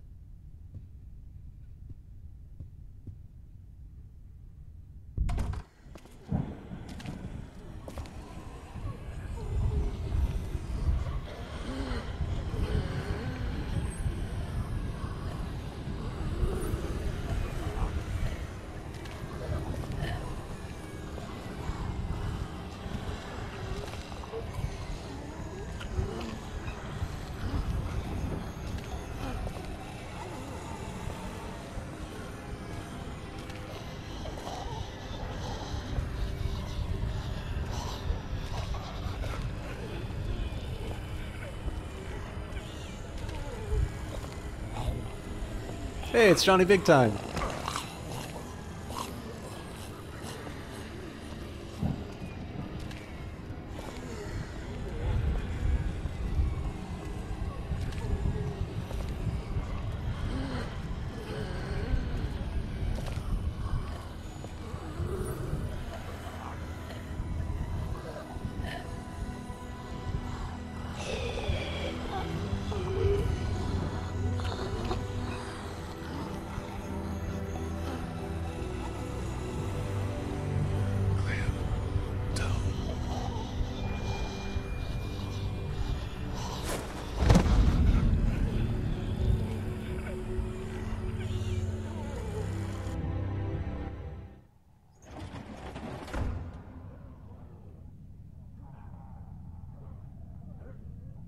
Lee, wake up.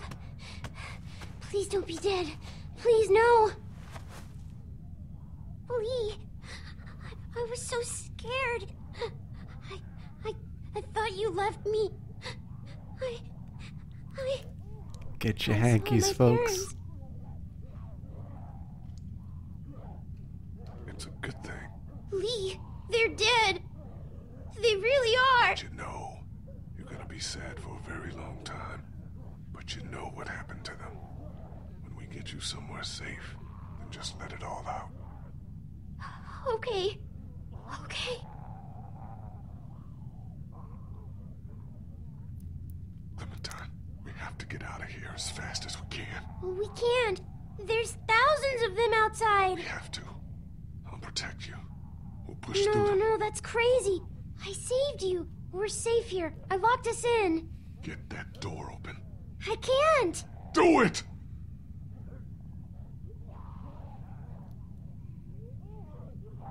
It was only a little open when I found it. I closed it to keep us safe. Pull on 3. 1, 2, 3.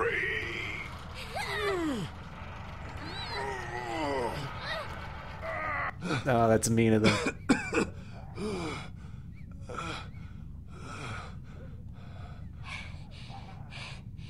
See? Clementine, honey,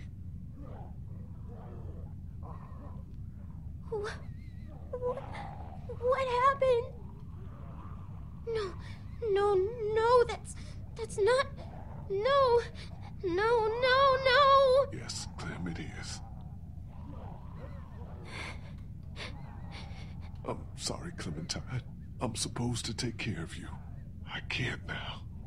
I know.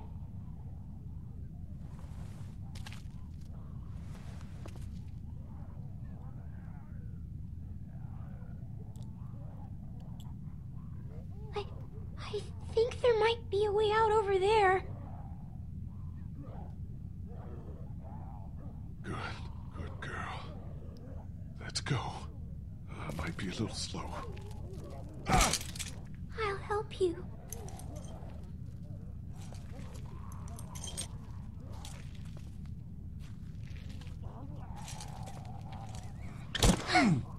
I got you. You can lean on me if you have to. I'm okay. I thought I was helping by bringing you in here.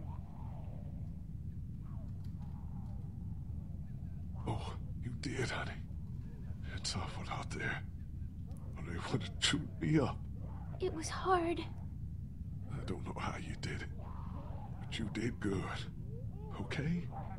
Keep going. We're almost there.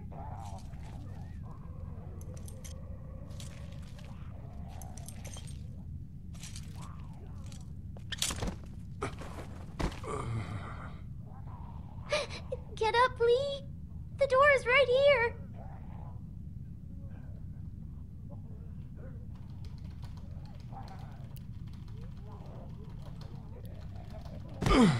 I can't. You have to. Then I can't move. This is it for me here. Please try to get up.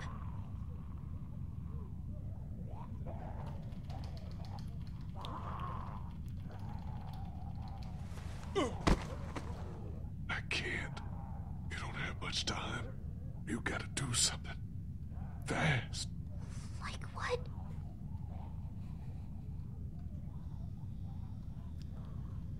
You need to get out of here as soon as you can.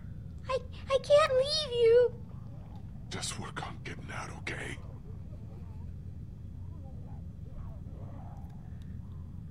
We'll figure it all out. Don't worry.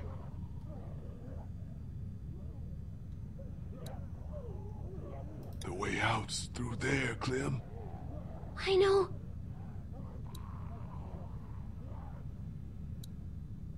There's a baseball bat under the counter, Clem. You can use that.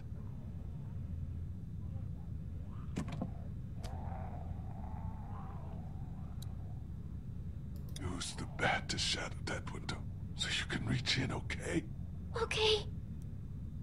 Watch out for broken glass.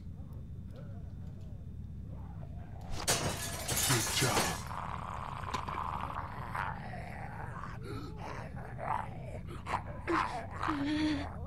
Don't be afraid of him, honey. You're smart. He isn't. You're smarter than all of them.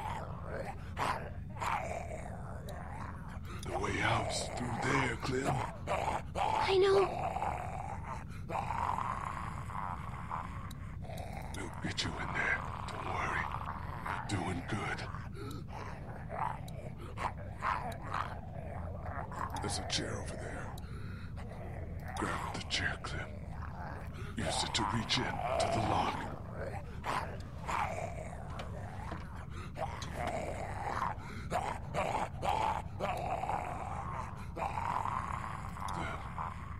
Open it. He's trapped. This will be easy then. He's got keys. Probably to that door. And everything you'll need.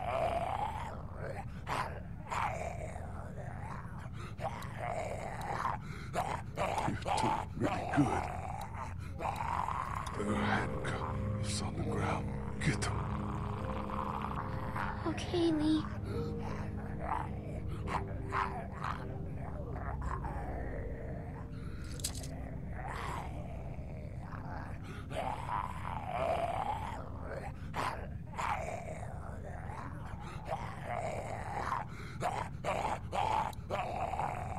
Killing them's not easy, but you know what to do.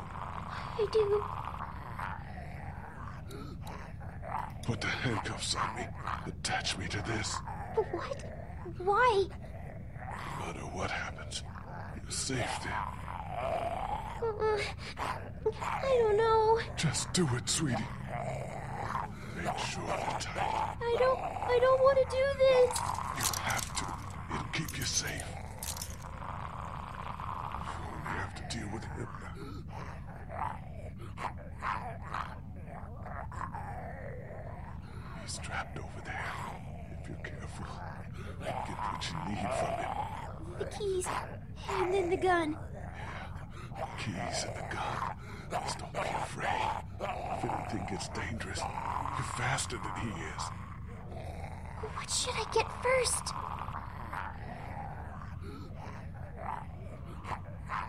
Get the gun, Clem. Always the gun.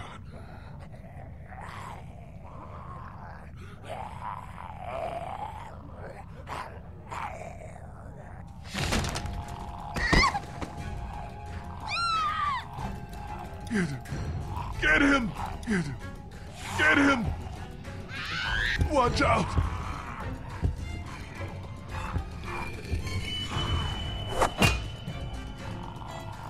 The bat, Clem! Get the bat!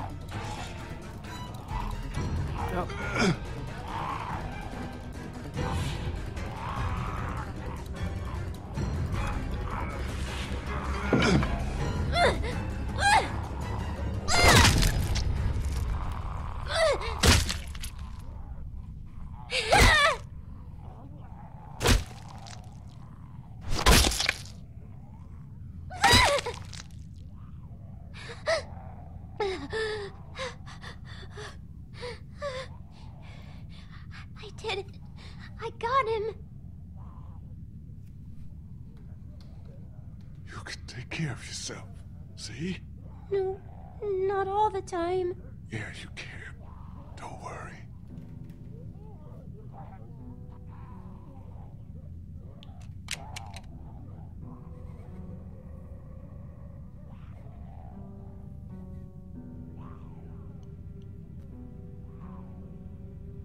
Hey.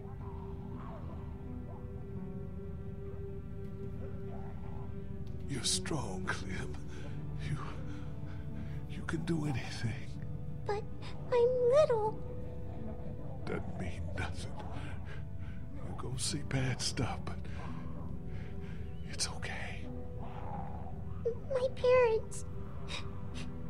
It's so horrible. I can't imagine, Sweet Pea. And now, you? Please. Please don't be one of them. Please don't become a walker. There's only one thing you can do. You know that. I don't know if I can.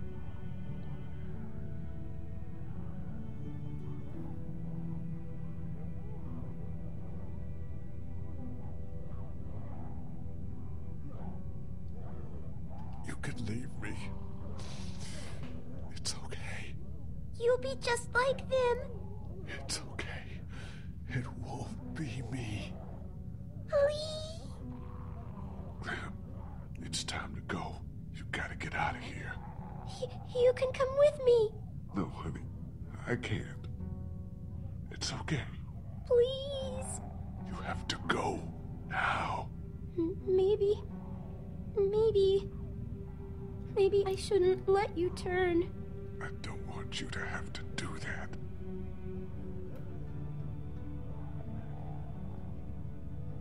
Save the bullet. I'm not going anywhere. You have to always think about what you might need later. It's like with Larry, honey. He was going one way or another, but at that moment I couldn't do more violence. You have to be careful about that. It'll consume you. I'll go. I'll leave you. I'll go as fast as I can. And as safe as you can. Always be safe. Find Omid and Krista. They're outside of town, by the train. You remember how to get back there? Yes. Good. They'll take good care of you.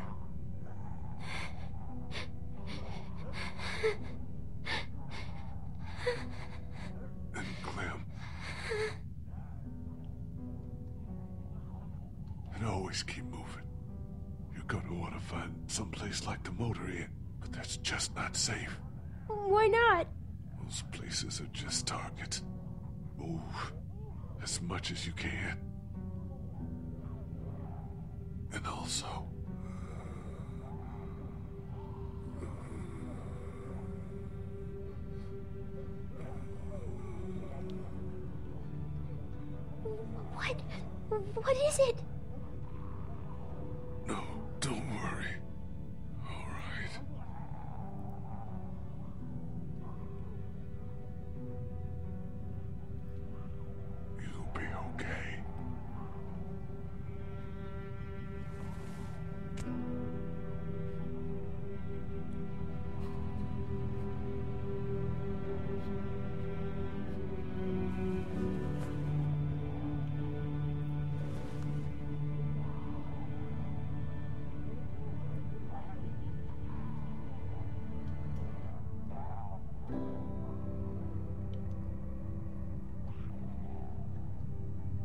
No!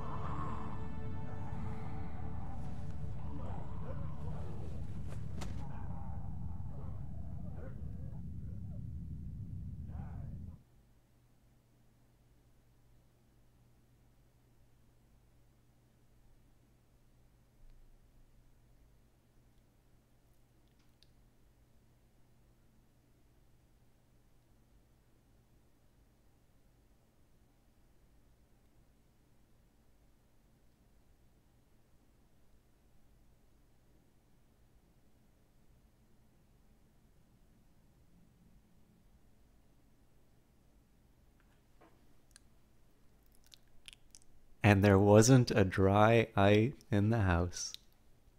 That was The Walking Dead. So, a severe minority didn't remove the arm. I think that's the right call. Also, a minimum number of people kept their cool. That maybe doesn't surprise me so much, because I think the game definitely pushes quite a bit of split decisions, or like last minute decisions on people. So oddly enough, the one decision I sort of regret is actually giving up the weapons.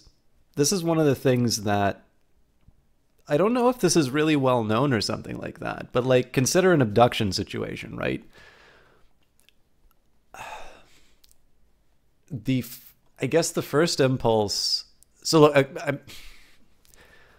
I speak as somebody who has been mugged on 2 occasions, which is very different from what I think a lot of people experience, specifically in terms of situations of danger and ones where people sort of want to move you.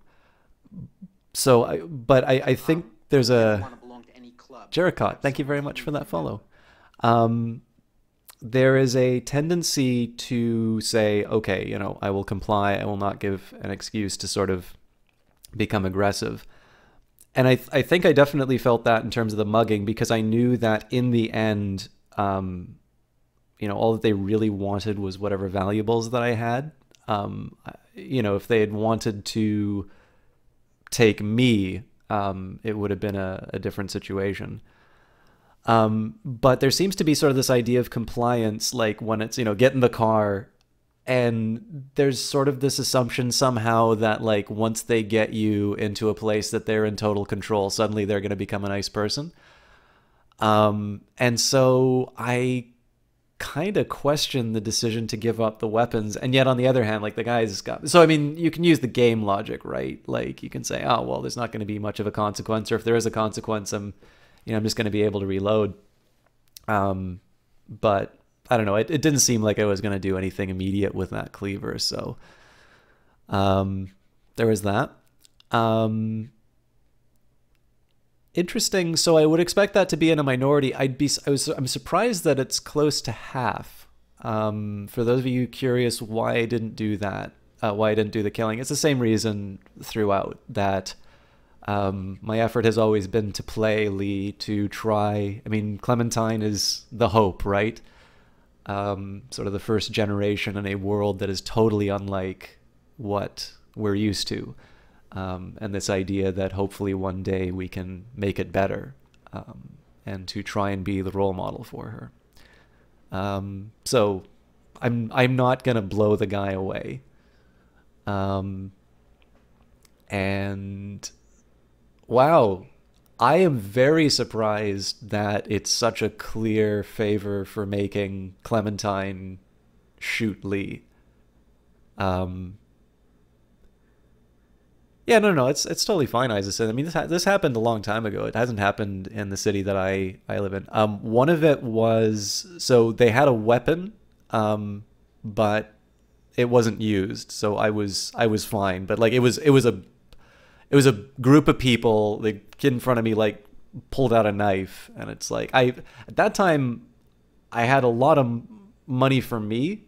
There, like I was working basically a minimum wage job, and like I'd taken some money out of the bank basically for like rent, and like so they made on, well actually it wasn't rent, like it was a partial payment of rent. I'd made sort of like an arrangement, so like rent would have been devastating, but like it was sort of this partial payment that I had I'd made an arrangement to sort of like pay a little bit ahead, just sort of like anticipating that I wouldn't be around. And I knew like somebody could cover it, but it's like, you know, just in case you need something, I can't cover the full amount, but this will keep it from being like a hardship. And of course they took that, so we had to work with that. I would never want to belong to any Lao DMC, thank you very much for that follow. But the other time, like somebody hit me from behind. So, but again, I was much more startled. But again, like the idea on this one is, you know, presumably somebody who wants to create harm to you is going to want as much control as they can over the situation. So, I mean, I would not envy anybody who is in a situation where somebody was trying to be abducted, but assuming that I could keep my rational faculties together, I could not imagine a situation in which I would ever comply with a command like that. Like, I would be kicking and screaming, because it's like, okay, so, you know, whatever, if it's gunpoint or something like that, they might shoot me, but it's not like they have any better intentions for me if they, you know, if they're going to have me in a position where I'm in their power. So that was the one that I regretted. The decision, so, I mean, again, like the idea on this one is that I do not want Clementine, you know, getting in the habit of shooting, you know, shooting somebody from turning. And I think what Lee says is perfectly reasonable. You know, whatever's coming on the other side of this thing isn't going to be me. She's able to walk away. You know, she sees the bodies of her parents. She gets closure in that sense. But Lee is sort of permitted to be, the last time that she sees Lee, he is a role model. And he tells her that it's going to be okay. The confrontation with the guy from the station wagon, I thought was a really neat idea. Yeah, no, I totally get that, Isaacson.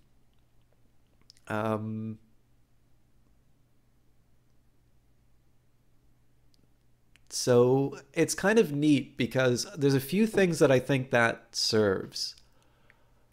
So in one sense, a lot of those decisions that you make that the guy holds against you are all decisions that you need to make. Massa MSA 2002. Thank you very much for the follow. Sorry, guys, to interrupt all this. Obviously, I wanted to let the game speak for itself once we got to the super drama, but I'll do up. And Avi, I haven't forgotten that really nice thing you said about my opinions on games. Hopefully, you'll get some of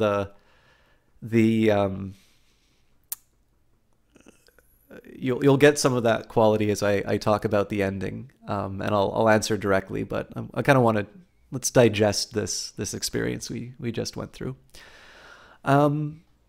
But yeah, so I mean, the game takes all of the decisions that you had to make in haste, and it's a really interesting device that it has. So there's a few things. I mean, I think Clementine is the conscience of the game for sure. What's about the relation between Lee to protect and give the instructions to Clem? Yeah, I mean, that was kind of how I tried to play Lee. Magi Boss, thank you very much for the follow as well. You're pretty close to her age when you lost your mother, and something sees children that age as people that you want to protect. And I think that's very natural. I mean, Clementine is very clearly designed to be, even in terms of the angles that they use, right? Like, when you've just finished covering her in the gore, like, they do this big, like, top-down shot where she looks just utterly defenseless and humiliated and just, you know, in this worst possible situation. And that's a counterpoint to where you put the hat back on and she's sort of restored.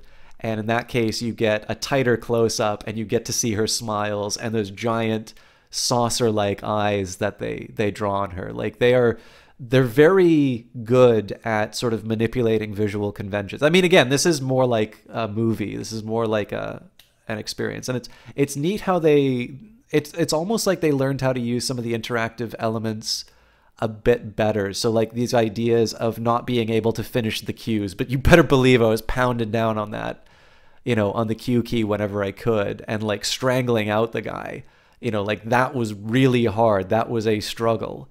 And I thought that was definitely a really good touch on their bit. But it's kind of the guy from the station wagon it's almost like an anti-Clementine. In this case, it's every last nagging doubt that you've had about your actions in this game, either as a player or even as Lee. They're put to you, and they're unfair. Like I said, I mean, one of the things that might even be a drawback for me, right? That I played this game and I described my decisions very well, and I justified them to chat. So when he gives me that accusation, I don't particularly feel very hard done by. And this is also because I sort of know that he is ultimately looking for someone to blame in his own tragedy. And it's why I stayed silent for a couple of those moments, because to a certain point, you can't necessarily condemn the pain that he's experiencing, and you don't necessarily want to provoke him. But, you know, however, I mean, especially because we didn't take the goods, which is an important thing. But more importantly, too, you know, us taking the goods from him does not force him to abduct a little girl. Us taking the goods did not, you know, it may have created a circumstance under which his wife left and took their daughter, but we didn't force that decision, and we don't know what led up to that particular moment. So in this case, like I said, it's kind of why I say it's an anti-Clementine, because in this case, you've got Clementine as sort of this very innocent thing that you want to protect.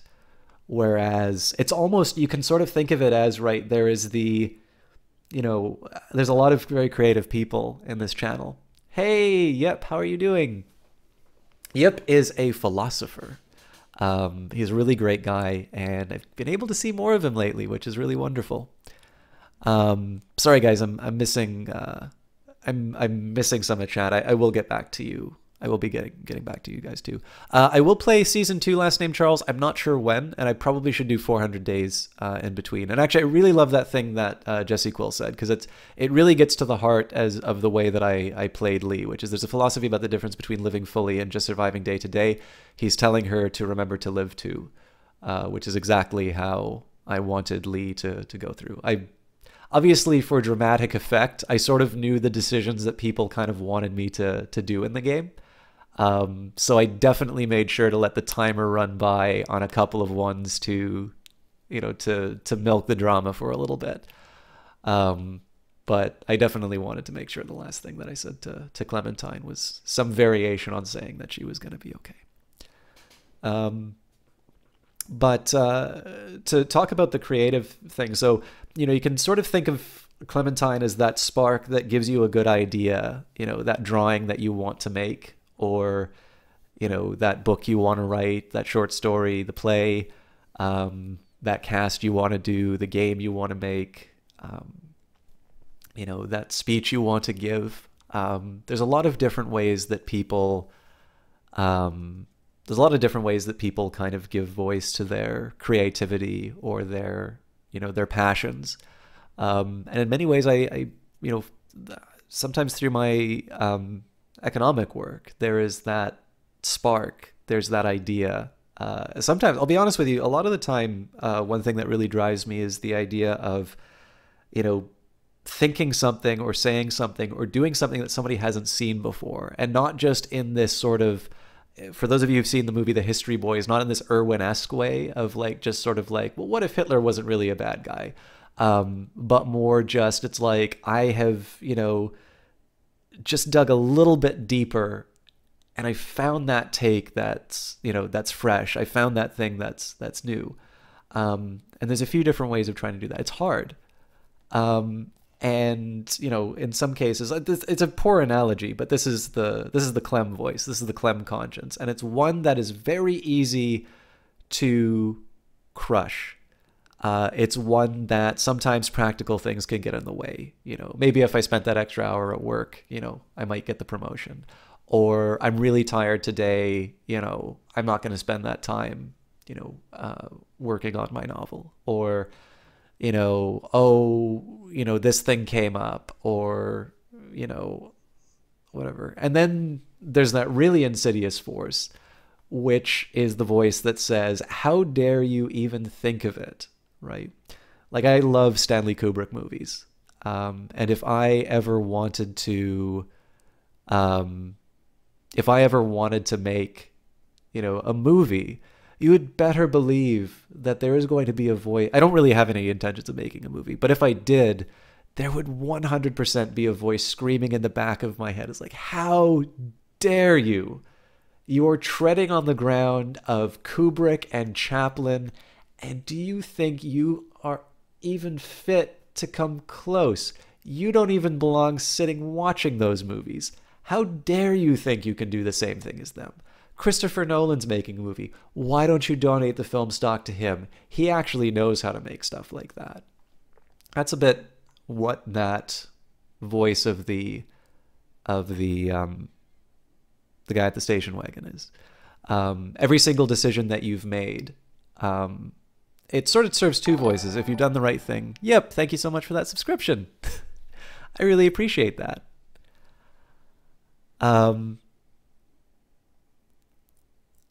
But, you know, there's this idea where, in one sense, the player is sort of given an opportunity to revisit some of their decisions and apologize for the things that they didn't think was right. And,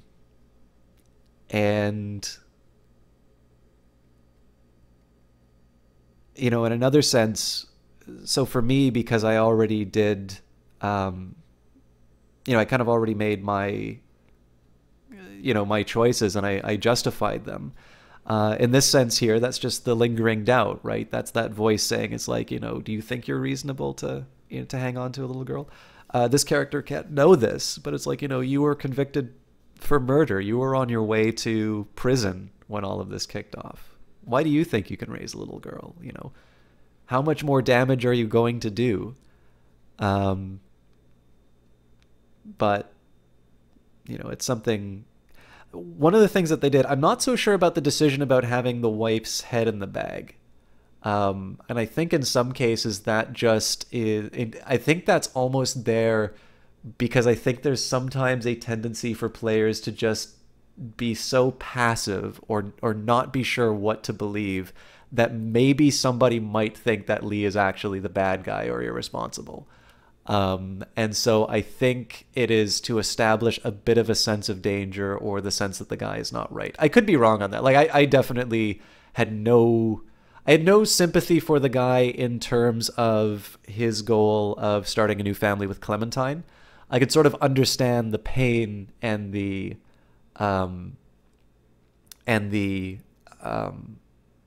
you know, the circumstance that he found himself in. But it's like, I mean, again, I'm drawing these really terrible metaphors, but it's for the same, like, I can't bring myself to be on side with this guy for the same reason why I am really unconvinced by any argument that people have about insurgents and terrorists saying is like, well, you know, it's U.S. foreign policy that's created it, right? It's poverty that's created it. It's like, you know, I don't see a lot of farms being built by insurgents. I don't see a lot of waterways being repaired by insurgent groups. I see a lot of those things being destroyed, and I see a lot of those things that are continuing to exacerbate the situations under which those are created. So for the same reason, obviously I'm going from a more macro story to the more micro one. That person does ultimately need to accept responsibility for the decisions that led them to that moment, including abducting a little girl. And the reckoning is not always a good one. And I ultimately didn't kill him for Clem rather than any sense of loyalty to him. Hey, CPO Williams, long time no see. Guy went nuts knife was in a bag because it's definitely one way of taking it, Fort Knox. Foxu says, and I think she's excellent for storytelling because she's still innocent. Adults have views, opinions, all kinds of experience that make them what they are. Clem is great at storytelling because we get to instruct and teach her something. Hope we give her the stuff she needs to get by. Thank you very much for the sub. How have you been? I know we were doing Europa Universalis around the time of Mandate of Heaven, and we haven't really had a chance to do another one. I've had a really good Dutch Republic run going by, but I hope you've been well, and let me know what you're up to. Fluke Tadanat, thank you very much for the follow. You guys have been really generous with the subs and follows tonight. I appreciate that. Obviously, if you guys have anything to say about the game, I'm kind of monologuing here because it's, I mean, I let the game sort of run by without comment for a while. So this is my chance to sort of download a lot of my thoughts. And Avia had something very nice to say about, you know, about what I say about the game, right? So if I don't know, if hopefully you guys find some value in this, but I definitely appreciate anybody. I definitely appreciate anybody adding their own experience on it. To the Clementine thing, I mean, one of the nice things about it, of course, is she's something of a blank slate. She's got enough character to be cute. She's got enough character to be somebody that you desperately want to protect and have things turn out well for. And again, she's the conscience of the game. So she's a well-drawn character in the sense that you know about her, and she has things that she wants to achieve. But there's enough, there's kind of enough withheld that you are able to put what you need there. So it almost feels impolite to press this into service, but obviously The Eyes of Sin has a very personal experience, which is unfortunately, I don't even know if this is something to take comfort in or to find tragic. It's not that uncommon for someone around that age to to see a parent die. I was a little older when one of my parents died, but and in my own case, I mean, it was cancer, so we had an opportunity to say a proper goodbye. Thank you, CPO Williams. It's it's part of the affiliate thing. There's no benefits to subbing. It's basically a pure demonstration that you have the wherewithal to burn $5 for however long you choose to sub. I guess it's half off right now, actually. So for those of you who've done it, now is a very affordable time to sub. But I am going to do my best to try and make it worth everybody's while. But I will admit I am dragging my feet on that, and I am going to try and come up with some cool. If you guys have some ideas for emotes or stuff like that, I'm definitely open to them. But I'm struggling. I definitely don't do this for the money, but I do need to say that the support is something that has definitely pushed the cast to some levels that I didn't think I could before. The fact that I'm streaming this on a PC, right? And I have an internet, once upon a time I had an internet connection that was good for mobile only. I would never want to belong to any club that would have someone like me. Noskia Notary, 237th of their name. Thank you very much for the follow. You'd love an emote that captures a little bit of nihilism. So it's gonna have a blank space. We believe in nothing, Lebowski. But yeah, you know, it's enough of a blank. Like I said, you know, Eyes of Sin has had a very personal, and in some ways, you know, also very relatable, although the age is obviously variant. And it's seeing Alive and Suddenly Dead, you don't quite know how to describe it. Your mother passed in a car accident. You feel almost grateful that it was sudden. You don't think you could have handled watching somebody you'd loved die over time. I mean, it's hard, right? Like we're all abstractly conscious of the fact that we're all abstractly conscious of the fact that, you know, this thing doesn't last forever. It's part of the human experience. And whether there is sort of the question mark that's left, you know, about what would have been, and sort of like, you know, what's this last thing that I'm going to say to this person or whatever, or what, you know, what could I have said that wouldn't be said, that raises some questions, or to be able to, you know, move through it. You know, the saddest moments were first finding out about the cancer, because like there's just something like my intuition seems to have served me very well, and like at that moment I was kind of like, well, I know, you know, that's it. There's no end to this. And I mean, there was hope. You know, there's definitely a few good quality years. But I can remember pretty clearly the day that my mom died. There was like a phone call, and like I knew that phone call was to say that she wasn't around anymore. And I mean, you know, the steps kind of coming towards my door were certainly confirmation of that. But like I was already crying before I could hear those. But I mean, again, they made sure that those were, you know, the quality of those years were as, you know, as good as they could be.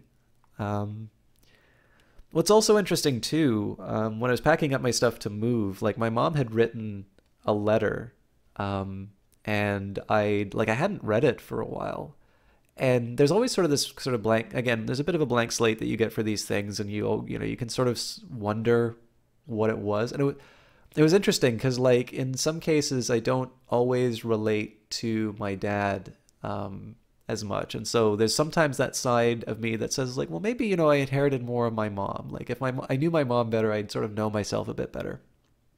And I read that letter again, and a lot of it was fairly religious. Like I remember at the time that I was struggling to remember the Lord's Prayer. I still don't know the Lord's Prayer, by the way, but then perhaps I don't pray. So that's less of a worry. So there's instructions for that. But yeah, a lot of it was fairly religious content. I don't know if I got a lot of the idea from her, or perhaps the fact that a lot of it was more religiously oriented says something about her. But what was interesting about that in particular, and it's going to sound very selfish to just talk about myself, but I am really the only one. I'm the only one that I'm kind of an expert on. But it was a bit of a confirmation where I was like, no, you know, I need to divest myself of the silly idea that, you know, I have some, you know, some part of me that was detached. And this explains why I'm so different from everybody else. I became somebody different from my parents in a lot of ways, and different from my family. And I'm quite happy the way that I am. And having my mom, I mean, you can never really know the counterfactual, but, you know, I suspect that having her around would not necessarily have changed the equation in terms of my, you know, in terms of my style. I mean, it is possible that my independent streak came somewhat of a fact that my dad was a school administrator. So like, obviously he'd be working after school ended, which means that there's a certain period of time where you know, like I'm sort of responsible for taking care of my brother and sister, right? So perhaps, you know, if you really want to get into the, you know, the first year psych classes, maybe my reasons for playing Lee was just a chance to play out my protection of my brother and sister, that they you know, they resented me. We still don't get along very well because I had to take on the role. And this was just my opportunity for that cathartic release where I'm able to defend someone and it turns out all right. But that's ex post justification. I don't actually really think that stuff. There's the difference between, like, you know, you can bolt on meanings that try and fit everything in their tidy spaces, or you can just confront things the way that they are. Isaacson shares, I met with my godfather earlier this year. He made a dirty joke, and your godfather almost teared up. Apparently your mother had a very dirty sense of humor, and would have been both surprised and proud, according to him. You love finding things out about your mom. That's really cool, Isaacson. Avia used to cry for sad situations and pray for yourself. You mean for your comfort? Yeah, that's a big thing too. So guys, obviously I touched on the religious thing for a little bit. I certainly do not intend to be... it's not my intention to proselytize on the issue. There are a lot of different ways for prayer. I know some people in chat were not particularly fond of the fact that I read Kierkegaard, but there is a quote that is attributed to him. I have never seen it in any of his works, but it says the purpose of prayer is not to change God, but to change the one who prays. And I think that is a fantastic way, because it is one that is, I think, transcends religious belief, really. That, you know, the purpose of prayer is reflection, perhaps. Whether you have a religious affiliation that causes you to speak to the object of worship or whoever intercedes, or if it is just simply, you know, an internal accounting, the function of it is, you know, is several. In some ways, sort of the cheapest version of it, and the least satisfying one, is, you know, God is vending machine, and you get stuff when you ask for it. But yeah, obviously, you know, I as I say, I can only speak of my own experience and my own thoughts. But hopefully what I'm saying isn't too, you know, too verdict. Like it's I'm hoping what I say has reach beyond just my own circumstance.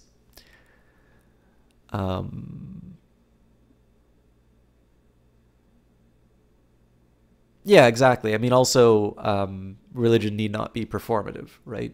A great example, actually, in terms of Canada, one of our prime ministers, Pierre Trudeau, who's associated with very liberal policies, was a very devout Roman Catholic.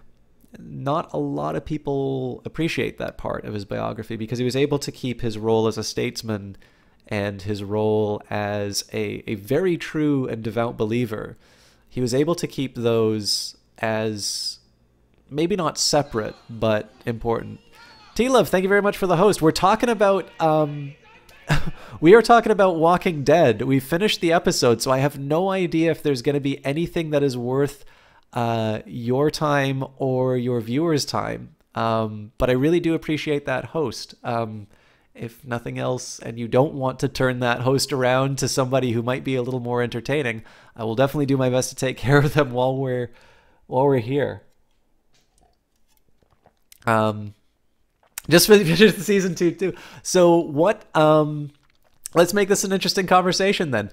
How does your playthrough stack up with the decisions that I made, and why did you make the decisions that you did? We were talking a little bit more about, so I think we got great play. Thank you very much, last name Charles. I mean, obviously I've been talking about myself way too much, but that's kind of where the chat went. I'll give T-Love a chance to talk about some of the decisions that that they made. Isaacson says, part of your lack of religion comes from your experiences in an extremist boarding school. Yeah, and again, like, as you know, just as everybody's going to bring their own life experience into you know, the character of Clementine, and there's sort of enough, you know, there's enough there to make you attached to her, but there's enough withheld that you're able to fill in that blank. You know, it's almost it's the inverse of the monster principle, right? It's like your imagination can always imagine something more horrible than what they can show you. Likewise, you know, you know, you can also make a character who's so sweet that you can imagine something even sweeter that she's sort of withholding. I guess another inversion that you could point out would be that obviously the guy from the station wagon that we can confront, there really aren't any secrets with him. We know exactly what he thinks and how distorted his view of the world is. What else is there to really talk about? I was surprised. I mean, not necessarily surprised. It was very shocking that Ben died that way. I like the fact that there's definitely just sudden, you know, unpredictable and presumably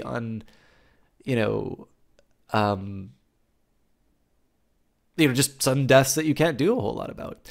You removed your arm because you needed to keep Clem safe. Clem was top priority, and anyone that messed with that was on your list. Cool. Avi says, y'all go forward. Sadness is more sensitive than happiness. It's physical, and it's a human condition. Yeah, see, my justification for not doing the arm was I didn't know how long Lee had blacked out, and I thought it's like, well, look, any fix that we could do, that's gone by now. But apparently he wasn't out for that long, so my reasoning was probably off on that. Although I think that's a really fun decision on the developers' part that, like, for the next 3 or 4 scenes you have to hold on to and otherwise manipulate things, so they clearly make this the worst possible decision for anybody who removes the arm.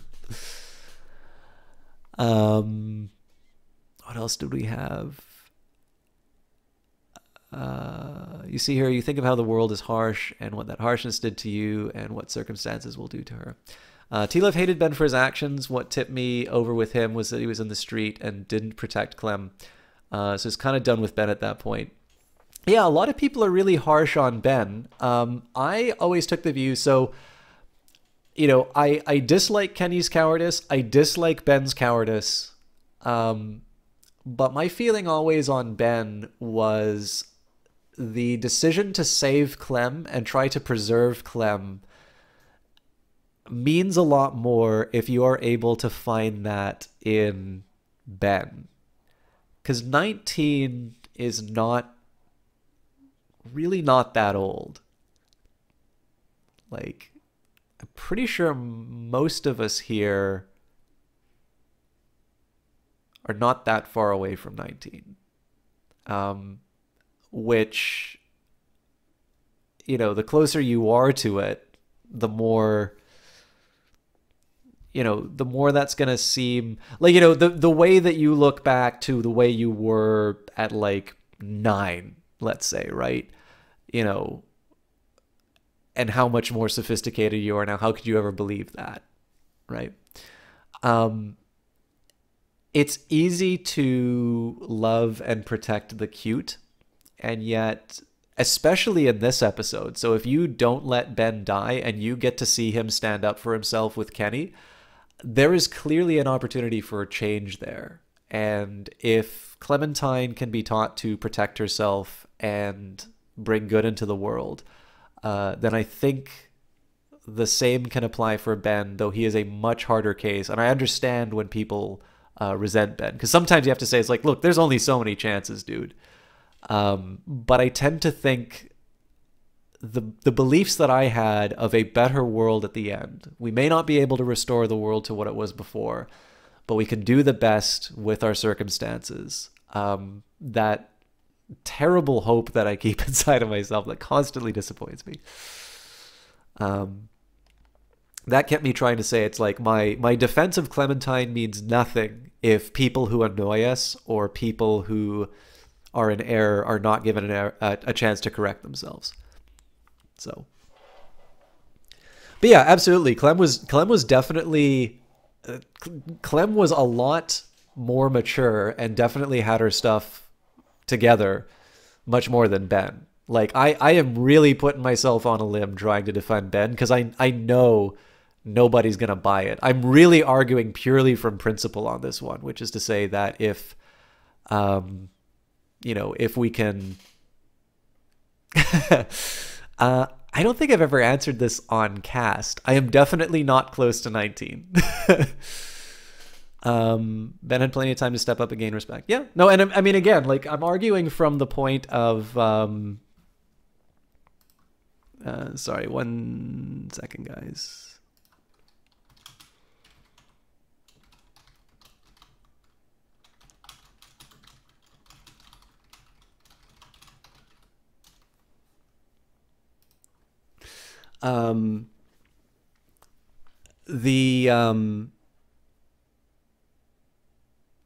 Clem's pragmatic, young one to learn how to kill or defend his... Yeah. So, like, again, the idea here is, there's nothing in Ben's actions save for acknowledging his behavior and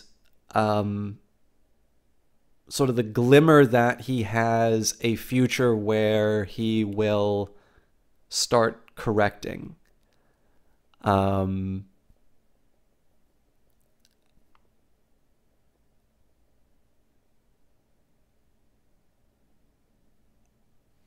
Sorry, guys. I just got a DM.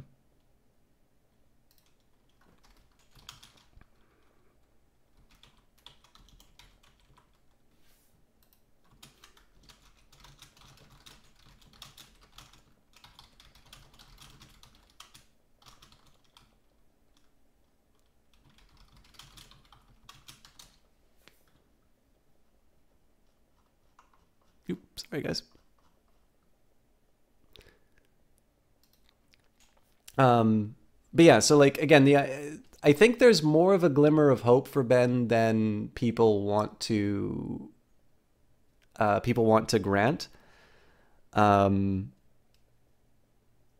think it's actually why his death is so surprising, because it's kind of just around the time he seems to be turning a corner. But again, like, the biggest thing is that if I'm supposed to be, like, if I'm the lawyer at the Ben trial, I'm not arguing for, for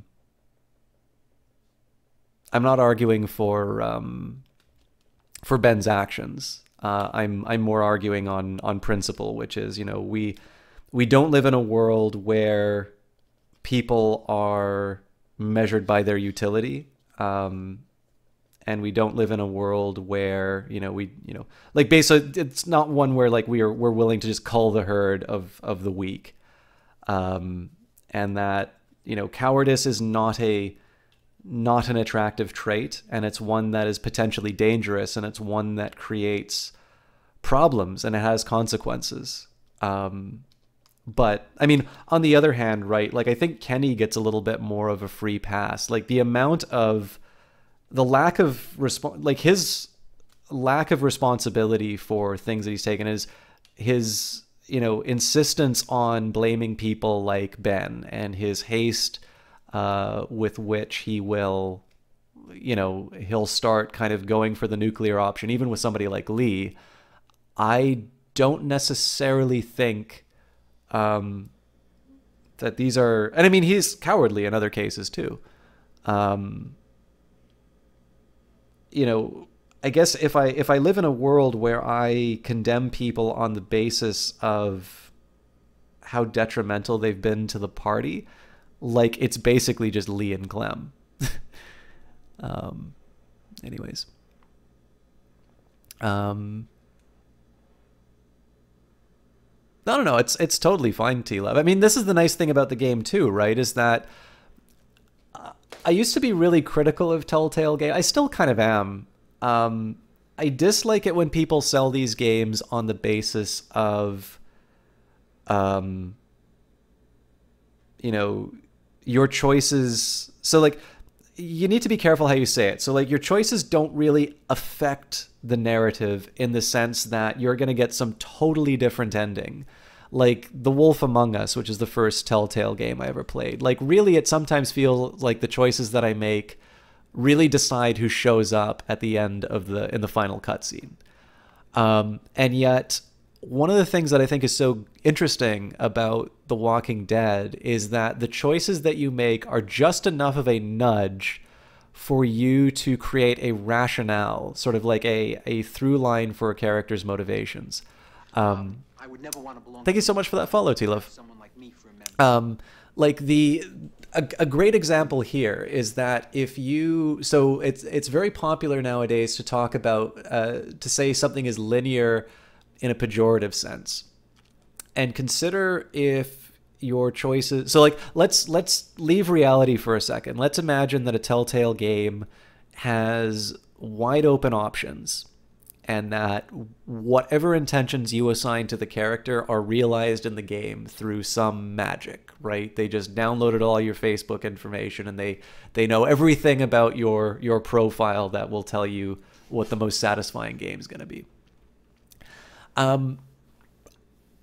The decision to, at the very beginning of the game, where I think it's Carly who's like the journalist who is terrible with radios but really good with guns, and like Doug, who gets all of 10 words, is a bit overweight and clearly a nerd. The choice to save the hottie with the gun over the nerd who has memorized all of the like remote control codes is not a choice. Who the hell doesn't pick Carly? Well, the game will tell you how many people didn't pick her, but you know, like you kind of see where I'm going on this.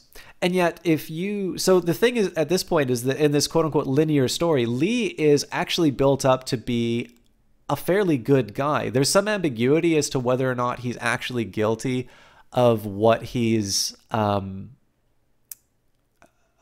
accused. So like, obviously he's done something. And there's sort of this implication that maybe he had the book thrown at him because of who the victim was. And you're sort of left to write what happened, it seems. I certainly never got the full detail. But if you think of it right, like if you had less of a linear story, if it was totally like, I'm going to write my own version, the really kind of Machiavellian way of playing that, I hate using that term because I really like Machiavelli. But you know, like a purely like, I'm going to do what's best for me kind of an option would be to save Doug, because you can tie up loose ends by having Carly die, right? She's presumably the only person who knows that you have been guilty of a murder. And she is somebody who can reveal that at any time. You know, you are effectively in her power as long as she has that information and as long as people care about that fact. Sure thing, Whisperer. I will try and wrap this up fairly soon anyway. Thank you very much for hanging out. I hope it was worth it. So I appreciate the effort. Although that almost sounds bitchy the way that I said it. No, I actually really appreciate, and I'm happy that you got to see the whole thing. But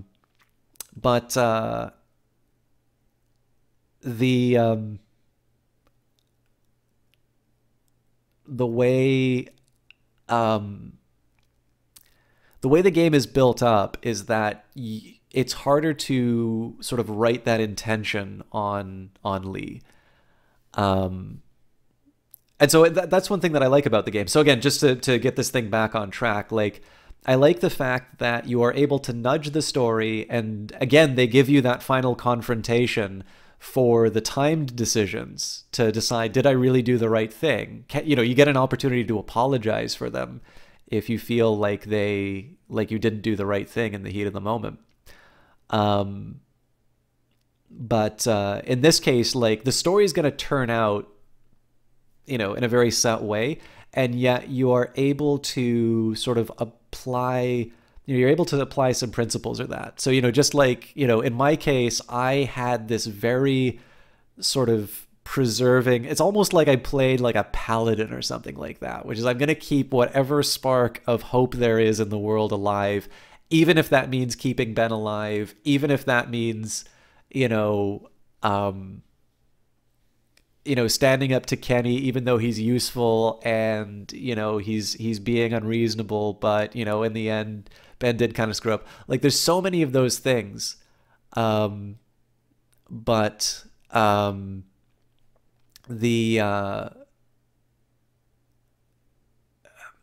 you know,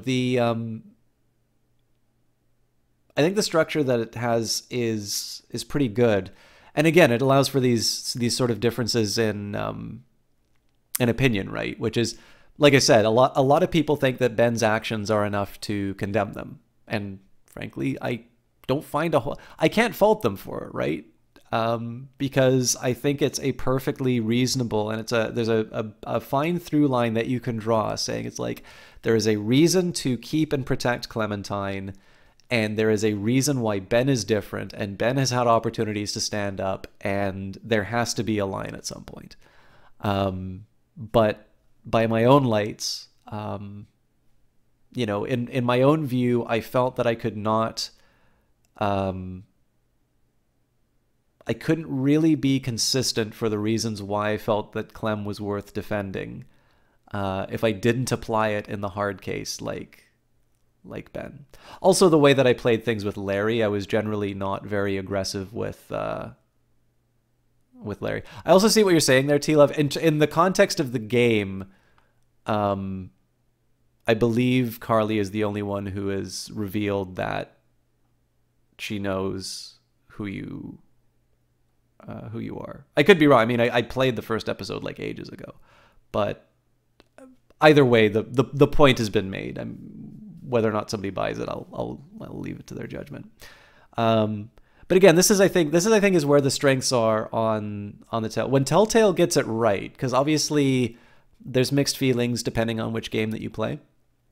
But I think when Telltale gets it right, it's where you get to nudge the plot, and you get just enough investment that you feel that the characters' motives make sense to you, and that you've told a story that, even if they're not decisions you would make in those moments, I have an exceptionally large brain, so I would be good eating for the zombies right away. But you get to tell a story that means something to you, and there are decisions that have a logic that, even if you don't articulate them the way that I have, they are ones that you've made, and so have that sort of resonance. And that's whether you want to role play and you want to say this is something totally different, or you want to say, I think I understand who Lee is and I want to make it. There's no wrong answer, right? Because the game gives it to you, and Lee becomes whoever you make those choices on. And in that sense, I really think Telltale definitely had inherited the adventure genre. And I mean, it's former LucasArts employees that founded this company, I think. But it's really this fact that you're able to nudge the story enough that you do get a bit of investment of yourself into it, and that you get that additional level of resonance for the story that I think makes it. I think that's what, it's not just inheriting the adventure genre, but it's pushing it that one step forward. Anyways, I am going to read the rest of chat. I will let the I'll start running the timer now, especially for everybody from T-Live stream. I apologize I don't have more gameplay, but I definitely can't do the rest of the... Oh, hey, we've got... Well, I'll read these out at the end, but consider the timer going now. If you have something... if you have something that you want to... if you have something that you want to say, or something you want to know about, or... anything that you want to follow up, any unfinished business, bring it up in chat now. I'm going to go through the decisions of the game. I think this is a really cool feature. And then we will find somebody to host. But after I read chat. So, I said also nerds who had it rough before always wind up getting the short end of the stick later. Avia, like at the first cliff you made jump Lara Croft under, she stole stuff from the ancients. Isaacson, only 25, and though Ben is flawed, is just a teen with a teenage mindset that doesn't excuse his cowardice, but many people much older would have done much worse. Yeah, I mean, again, like I said, I would never defend Ben on his actions. It's the preservation of hope that that made me make the decisions that I did. So Kenny, we defended his son in the drugstore, told him about my past, killed his son so he didn't have to, and he was lost to the herd trying to save Ben, though we didn't see him die. I guess it doesn't matter. Like, no, there's a season 2, so we'll probably do 400 days before we do the rest of the series. But best thing, if you want to know when Walking Dead's coming up, Twitter's best for that, because I've got a bit that I need to get through still. Katya found water for Duck when he needed it. She shot herself when faced with her son's death. Larry, you trusted him with your axe despite his vendetta, tried to revive him with CPR, and Larry died in the meat locker at the dairy. By a salt lick. You might say it was assault. I don't even remember her name. Backed her up when the supplies went missing, chose to reveal your past to her, and we left her on the side of the road, which I did sort of feel bad about. That was really the one decision where I doubted myself. Beautiful Hobbit. Thank you very much for that follow. I appreciate it. I still stood by it because I think murder is the line in the sand. It's just the sentence of being left to the walkers seems like the kind of thing. You know, it's the same way that I am not particularly invested in the death penalty, and yet I think there is something...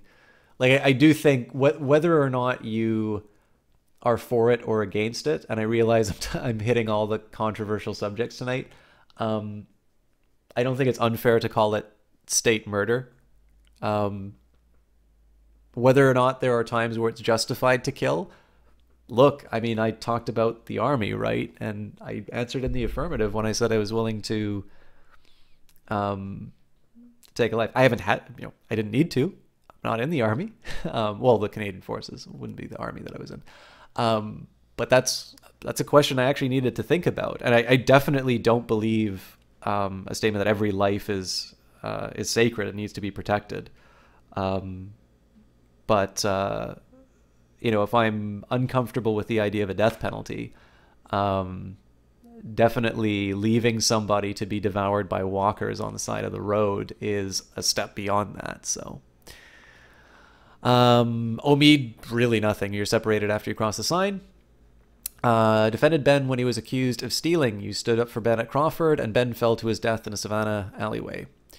Carly, you trusted her with your past. You saved her life at the cost of another. She was killed by... Lily was her name. And you agreed with her to tell others about your past.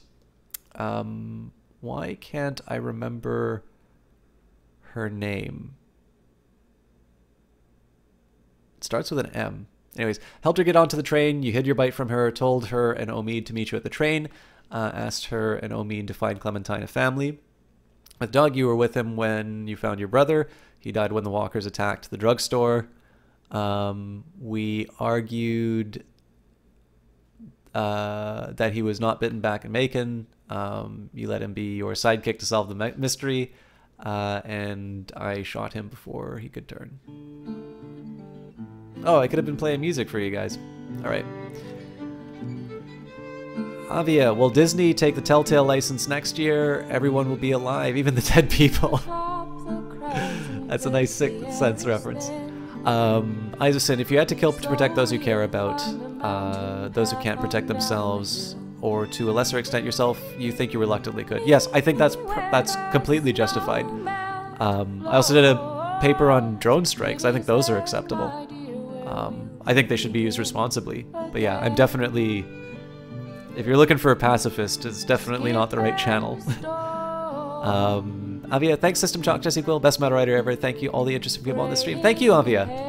And Isaacson says, as little worth as you hold yourself in, you see yourself. I don't know. I think circumstances have a way of surprising people in terms of what they are capable and not capable of. Have a great night, Last Time Charles. We'll definitely let the credits run. I think the people who did this are well deserving of the work they did, but if there's no other questions in chat, it'll be a shorter stream for tonight, but we will find somebody to host, and I will thank you all for enjoying this journey with me.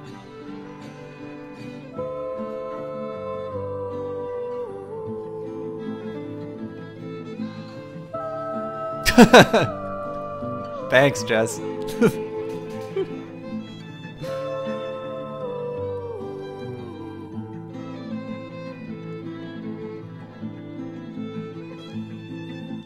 When the higher hills have turned to blue and the waves are lapping where the children grew, all that we have known will be an echo of days when love was true.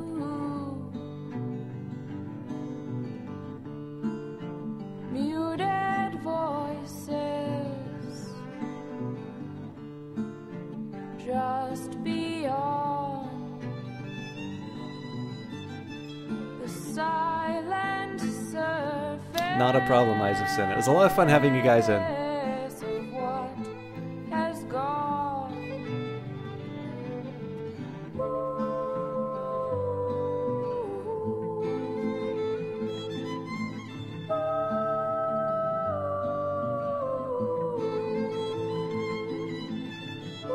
Alpha the Beta Fish.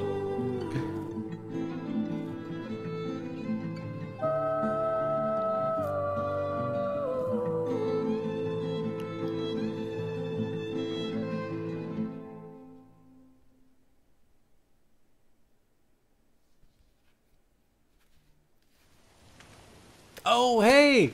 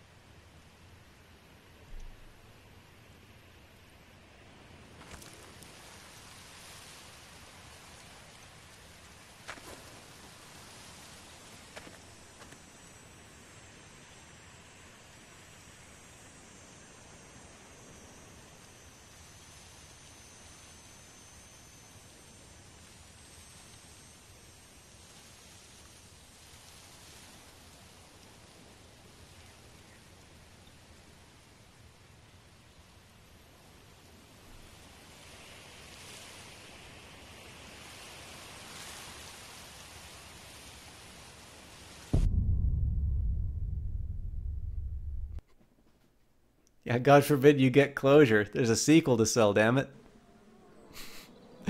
Alright, guys. On that note, I'm not sure about that ending. I guess if they knew they were gonna make another one, I'm more okay with that, but I think if they didn't have that there, I would have been okay. Maybe I'm just a big sentimentalist.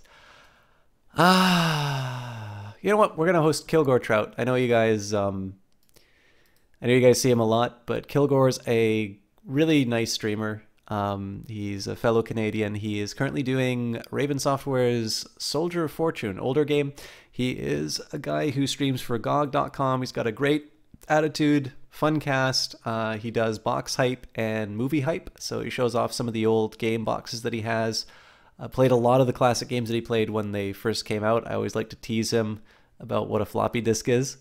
And yeah, I will leave you in his good hands. I'd love it if you guys would come along with the raid.